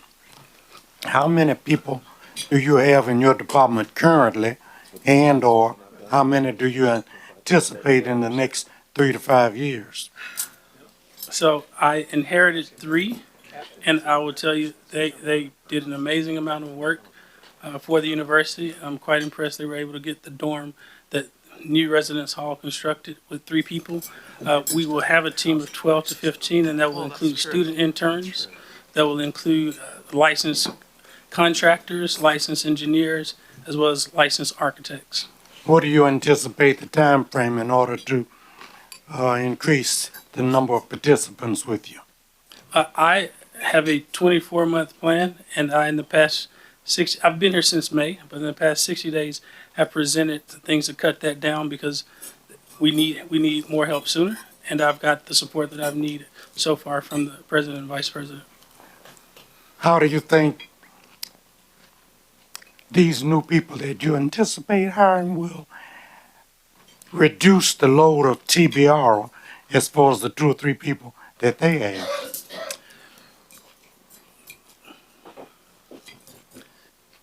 So the relationships that TSU needs and deserves has to be managed here locally. I think the people that we are hiring have the credentials, have the expertise, have the lived and work experience that when we go to the state directly, independent of TBR, and quite frankly, when we introduce them to TBR at monthly meetings, that they're aware we have capabilities that are present here. Analytical capabilities, schematic design, projection capabilities, construction management, and actual public relationships beyond the campus. So a lot of what I expect this team to do is manage those relationships in a way that makes TBR's workload easier, helps TBR to see itself as adjunct, if you will, and they're necessary if needed, but not primary. So, I mean, we intend to make the transition in a peaceable, amenable way. You think you can do it within 36 months? Oh, I absolutely would say that, yes. Thank you. Mr. Chair, one more question. Doug, this is for you. Um, when we make the transition away from TBR, are there cost offsets? Or in other words, are we bearing costs today for having that TBR service, or is those always just embedded in the projects that we are putting forth? Right, there's no additional cost that will be from us from severing from TBR. No, the additional cost would be that we're bringing on new staff Right. to perform those functions. But there's no offset. In other words, we're standing up our own staff. But on the other side, we're not using TBR. I'm just trying to understand, was there a cost embedded in that? Was there a, go ahead, Will. So there are, in every project, when you build what's called the DB70, there are administrative fees, there are miscellaneous fees, and those fees are beyond the management of TSU here. So I would tell you that when we are doing work here, we will not have those fees. Those fees will be either going away or much reduced. Correct. Because those are embedded in the project. In other words, whatever percentage overhead they just throw on top of the project. Is that what you're saying? Correct. There are soft costs that we do So not there would control. be some offset, at least Correct. on the construction. Okay. Now, if I'm not Go ahead. Go right ahead, please. So you've got a number of projects that have 2025 start dates, right? Yes. Okay. 36 months is outside the beginning of 2025, right? So are you going to push your full staffing forward so that you have those people on board to execute those projects beginning in 2025? It's the types of projects. Okay. Those are life safety renovations and things that we're executing, which are well within capabilities of the 3 people that I inherited, but also in the 6 that we will have in the next 12 to 18 months. And there's some ag stuff and other kind of stuff that's involved. Yes, in that too. but our team's capacity will meet the demand that's shown on that. That's my question. Yes, Yeah, so- absolutely. Thank you very much. Is it safe for me to assume that you reported on not only construction and facilities update, but also master plan update? That is correct. I also have an update on the electrical infrastructure master plan, which is the 3rd master plan effort that's ongoing here. But I'm happy to take No, that go right question. ahead with that, please. So it should be known that TSU's 2021 electrical power grid issues are being resolved in a 15-phase electrical master plan that will circle the north and the south section of campus, building an entire power grid managed by NES. But once that grid is established, and then we expect that'll take 36 months. Once it's done, then we will come back with an additional project that connects every building on TSU's campus to that redundant power loop, thereby eliminating the possibility that TSU and somehow will lose power across the campus like we did in 2021. And that project, we've received great support from the state architect to not piece it alone. They did it $5 million per year for the past 4 years and still no visible progress. On Monday of this week, we visibly started to do that work and had support to move that project forward, not in $5 million increments, but in $20 million increments to get it done sooner, limiting our risk. So I'm excited that that will change what TSU's electrical vulnerability looks like. Thank you very much. Any additional discussion on this master plan update? Dr. Glover and Mr. Will, thank you very much for the information that you brought to us. Dr. Allen, we're going to go to the finance and budget report, but I also would like for you to let us know when I call on a report that's not needed because we've already gone over it, like the update on enrollment and scholarships. The next item on the agenda is finance and budget report. Dr. Allen. Yes, sir. Thank you. Madam President and Dr. Williams, they spoke about the FY22 audit and also the Triple E. Will not go into any further details on that. Our fiscal year 23 year end close, we had a successful close.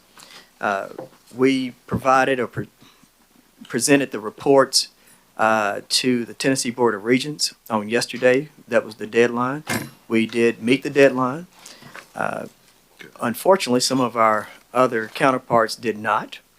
Of course, I'm not calling names. I work closely with these folks. But at the end of the day, it's just a show not about what someone didn't do, but about what we did. And that was get our report in on time.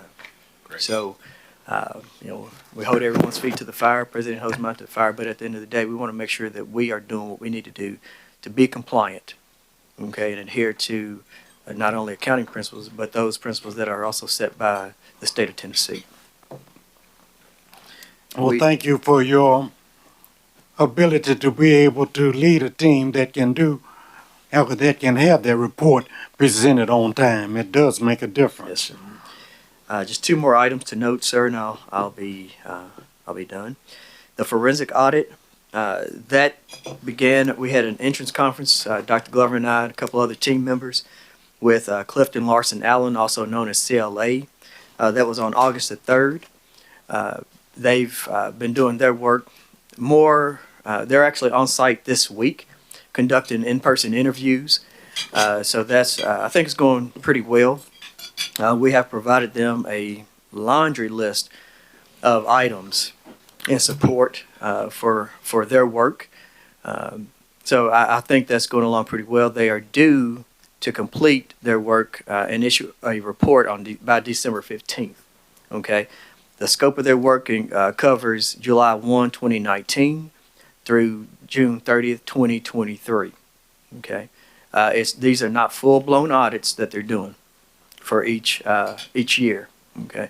They're more specific driven, looking at just various items such as scholarships or housing or what it may be. I think we've addressed a lot of those things already with the comptroller's office. We respect the work they do, and they had the right to engage CLA to do the work. So we will continue to work closely with them and do what's needed to be done for Tennessee State University. Tell us who CLA is. CLA is Clifton Larson Allen. That's the independent CPA firm that was hired by the comptroller's office in the state of Tennessee to conduct the forensic audit. Are they a Tennessee firm? They have an office here in Tennessee, but the staff that they have 13 staff members that are part of the team for TSU. They have 4 team members here this week conducting the interviews. They're all over the place. They're from California to Boston to Texas, you name it. So, but again, they're here this week. Most of the work will be conducted via offsite. Does this create a situation where you have to have additional people? Possibly, but not right now. And I want to go on the record, and I want to thank my team. We've been under audit for 2.5 years, almost nonstop. Okay, so, but I don't want to burn my team out as well. So we're trying to make sure that we, in addition to these audits, they have their day-to-day work that must be done. Okay, so we do look at staffing concerns. Right now, I think we're good. I did speak to an outside agency that we're working with to look for new folks in grants accounting. Those are very specialized areas, and it's extremely difficult to find folks. I've got a good team, but we're still building in a few areas. Can you talk about the specific focus areas then? Because I know that the audit is bigger than just the financial piece. So, yes, and as I mentioned, they're looking at our processes. Okay, a lot of this we've already documented with the comptroller's office, so we've been able to provide that level of information as well. So we're not reinventing the wheel. As I mentioned, they'll look at contracts.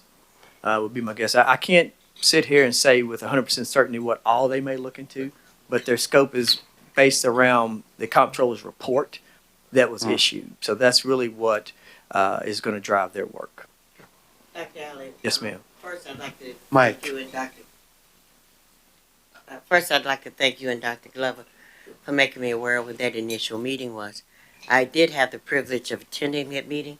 I think I sent an email out to all board members letting you know that, where they discussed wherein their scope that they would be looking at basically cash going out.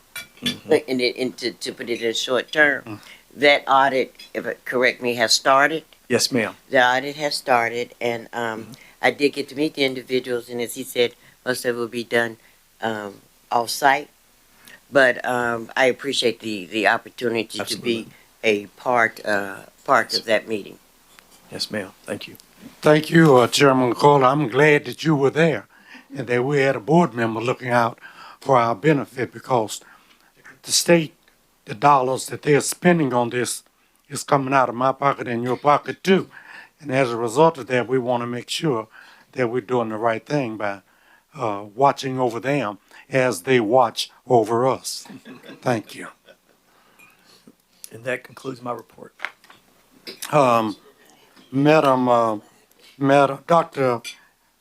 Allen and Madam President, we've got the next three items. I wanted to know, are we going to go through these in summary form, or do we need to update on enrollment and scholarships? We touched on that this morning, and personnel update and customer service report. I just want to make sure. All right. Mr. Chairman, just a point, last meeting in the minutes, I asked for an update, and it doesn't have to be now because it probably isn't. As far as freshman class retention, that was something I wanted to discuss at some point, because that to me was a vital thing as we look at going forward. So if we can make sure that we, have that at least maybe a point of discussion for next board meeting, what has been going on, because these things take time to do, but. No, we know that you have their requests outstanding. Just that we just have to get the numbers of THEC next week. We'll get the final numbers into, not the preliminary numbers. I just want to make sure it's still captured and we're still We're aware doing of it. Attorney Pendleton, would you please put at the beginning of each committee meeting a sheet that indicates the items that we have requested? I know it's somewhere, but it's getting lost. Yeah. Please put a sheet at the beginning of each committee meeting that relates to the items that are requested from the prior meeting. I know it's in there somewhere, but it's getting lost. And I want it to be the focus of each committee meeting for us to update board members on those things that they requested. If it is not complete, it remains on the list for the next meeting. But please put an individual sheet in front of each committee meeting. Okay? Thank you. No, thank you. That's what down. It's that's perfect. Dr. Allen and President Glover, now, are we going to bypass items 10 and 11?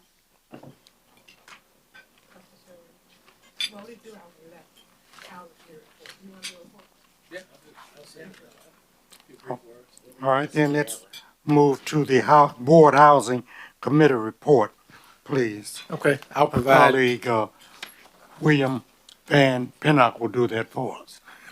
Yeah, we did these three. Thank. I said that as wrong. It's not. Dr. I had William on my mind. Dr. Trustee Allen Lewis, Mr. Lewis.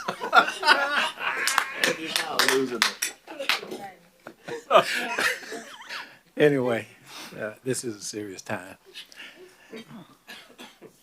So when Chair Cole appointed the Housing Committee, which consists of Trustee McKenzie, Obi McKenzie, Trustee Andre Johnson, and myself, we were in the middle of a storm.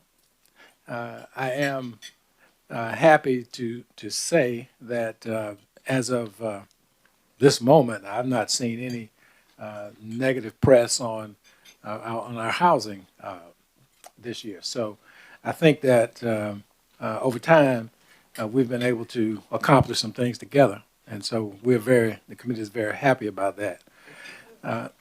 We had two areas that we needed to focus on. One was demand, that is enrollment, and then the other is supply. Demand was a little easier to address just by saying we're going to limit enrollment to what we can reasonably house. Supply, on the other hand, Mr. Raffis talked a lot about that this morning, is a longer horizon. But in my mind, I think we can hit about 10,000 beds over 10 years, which, based on the percentage of occupancy, would put us somewhere between 15 and 20,000 students. I think it's not unreasonable to think of TSU in those numbers, and maybe even beyond. I don't know, but I think that's where we can be, and with your help, I think we can get there over time. It's a lot, but that's all right. We can get there. The other thing is we, as in the board and university committee, conducted an exit interview of students in May, and we learned a couple of things. One of them was that there's some safety concerns with some of our off-site properties, and specifically in the hotels. But I am happy to say that I've learned that with our, I think, if Dean Stevenson called it a double down program or whatever that was, that we've not received any complaints from students so far. So I think that whatever those concerns were have been addressed with this double down initiative that the university has pursued. So we're really happy about that. What I'd like to do at this point, because Trustee McKenzie has been working on some things outside of not outside, but he's been working on some housing ideas, and Trustee Johnson has been working on some things. So I would like to give them an opportunity to share with you what they've been working on. Trustee McKenzie, Trustee Johnson.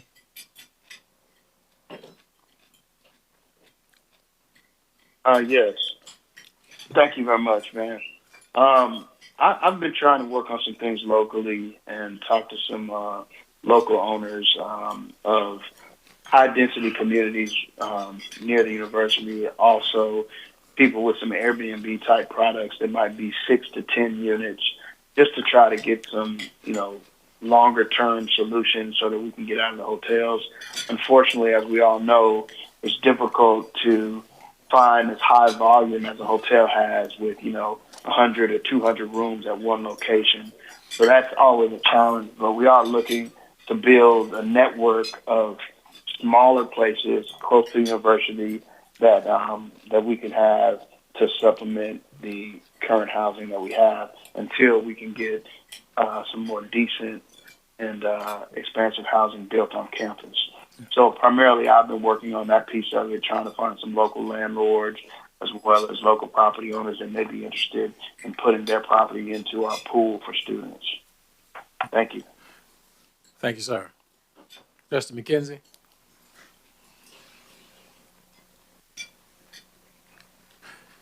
Well, what I do know is that Trustee McKenzie has been talking with some private developers, and we're looking at some off-site locations that would provide some additional housing options for our students.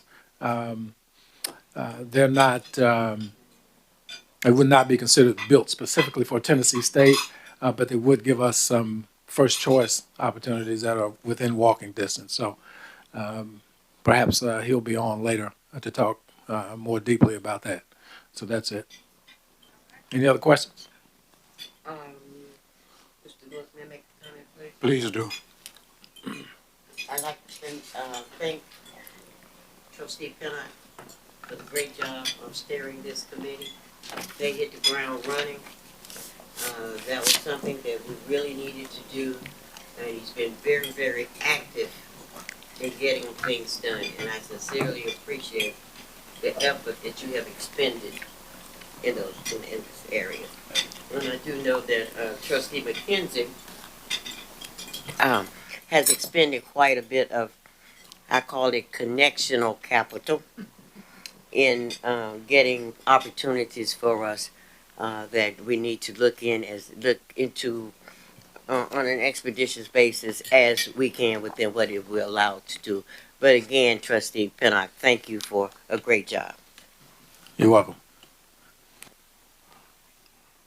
I have a question, Chair Cole, maybe just from more of a board perspective, but what feedback loop are we giving, given the hard work that Van's done and others have done, and how we've gotten through this last enrollment, back to the legislators? To say, you know what, here's what we obviously had some issues last year. We've limited enrollment. I heard that, by the way. We limited enrollment. We've done this. We had this.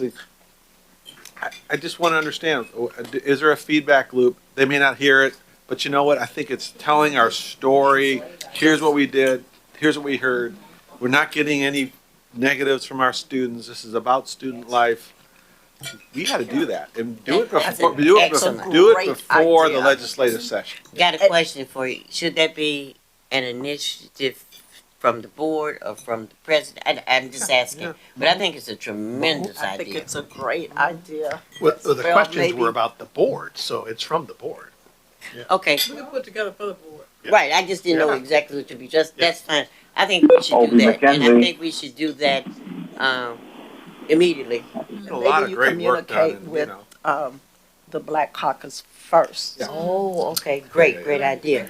Is it, Yeah, they need to advocate. question, is it possible that I could meet with, and whoever the trustee that would like to with the Black Caucus, just to go over the progress of where we are? And then yes. Okay. Okay, so may I ask you, with all your enormous connections, President Glover, to arrange that meeting? He's trying to eat. That sounds like a good question for our president. Thank I you. do, thank you. That sounds like a good direction for our president. Thank you. Thank you. That's excellent. Yeah. We'll arrange the meeting and we'll prepare the Yeah, right. the draft of the report. Right, but I'd like to talk with the caucus before we actually send it in to the other legislators, okay? Before the session, Yes, sir. Oh, yes, no doubt about it. long before the session. Before the next board meeting. Yes. Okay. Great story, good stuff. But at least let me make one observation.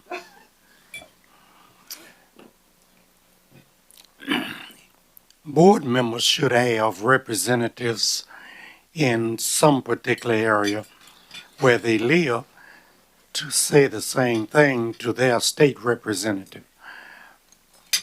Good idea. We receive an awful lot of funds from the Tennessee state government, but we also have a lot of contributions that we have made in the past and can make in the future. And while we put a lot of this on the president's plate, please don't hesitate to remember each board member I'm speaking to now, your own representative, in order that they can say something to their friends, especially those that we don't meet on the golf course or on the tennis court. It is important for each board member to say something to our representatives regarding TSU, because we do represent TSU and we put a lot on our president, but board members should carry some weight also. Thank you for that observation. We had talked in the past about having proactive press opportunities. We've got 3 months before the new session starts. Might I suggest that we have at least one good news story that we push out every month or every couple weeks in preparation for what may happen in January? Great idea. Yeah, we've got to speak to that. I got food in my mouth. I'm sorry. You might need more than one. You might need 2 or 3 or a series. Somebody should do a series on the condition and the movement here at Tennessee State University. Okay, I believe we're already working on that. Is that correct? Just inundated, yeah. It's saturated. Excuse me, Kelly, would you please make the board aware of what we have done in terms of, we received a request for I received a request for a meeting, which I did not think was appropriate. So what I did agree that I would do with the community group was to put out a newsletter. And Kelly, if you would address that. Before she does, though, let me just say, Kelly has done a great job on what we've asked her to do, and we appreciate her efforts. But if you would address that, and Dr. Lewis, I agree with you, we can do other things in addition to that. But just to make aware of what we have done. Good afternoon, and thank you. That's a great question. But if you look on media, we are already doing those things and continuing to do so. We have just published our first board summary from the chairman, and we will be sending to the entire Tennessee General Assembly, Metro Council. We were trying to wait until elections were over with that before we sent that to the Metro Council, but we're looking at putting out a fall newsletter that talks about all the great things that are happening here at TSU in addition to the summary of the board's work and getting that to our stakeholders, corporate partners, leaders, county, state as well, and also looking at working with them to have some activities with our lawmakers as we build up for TSU Day at the Capitol coming in the fall, the early fall. Yeah, I'm just thinking good news stories like the $103 million in grants raised, faculty profiles who are impactors around the world. I mean, what ag is doing. I mean, just literally inundating the Tennessean and the newspapers and the television stations with good news, good news, good news, good news, good news. And we do have a firm also. Do we not have also Yes. have a firm that we're working with? We are continuing to work with Finn Partners. We are sending out newsletters, TSU Today, that you should get through University Communications, and we ask that you also are the carriers of our great news. In addition to that, we are sending those out to our stakeholders, but we didn't want to inundate them with too many newsletters, so we want the newsletter that comes out in the fall to be the official Connect with TSU newsletter coming from the university.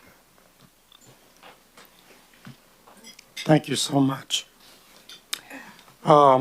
Is there any additional business to come before this committee?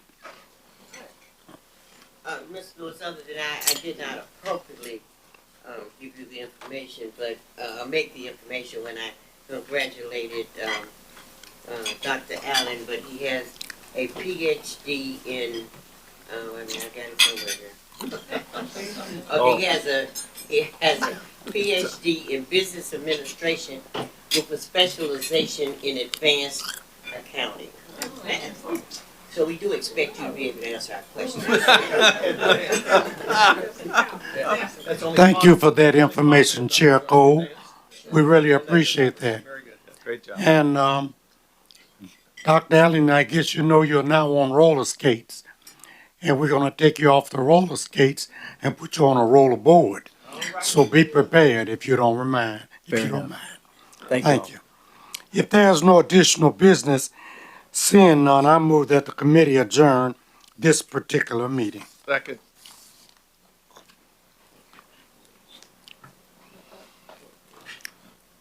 Chair Lewis? I carry the motion. Yes, aye. Over, whatever it takes. Approved. Trustee Andre Johnson? Yes, I'm here. And Trustee Corbell? Aye. 3 ayes. Thank you, sir. The motion is approved, and we are adjourned.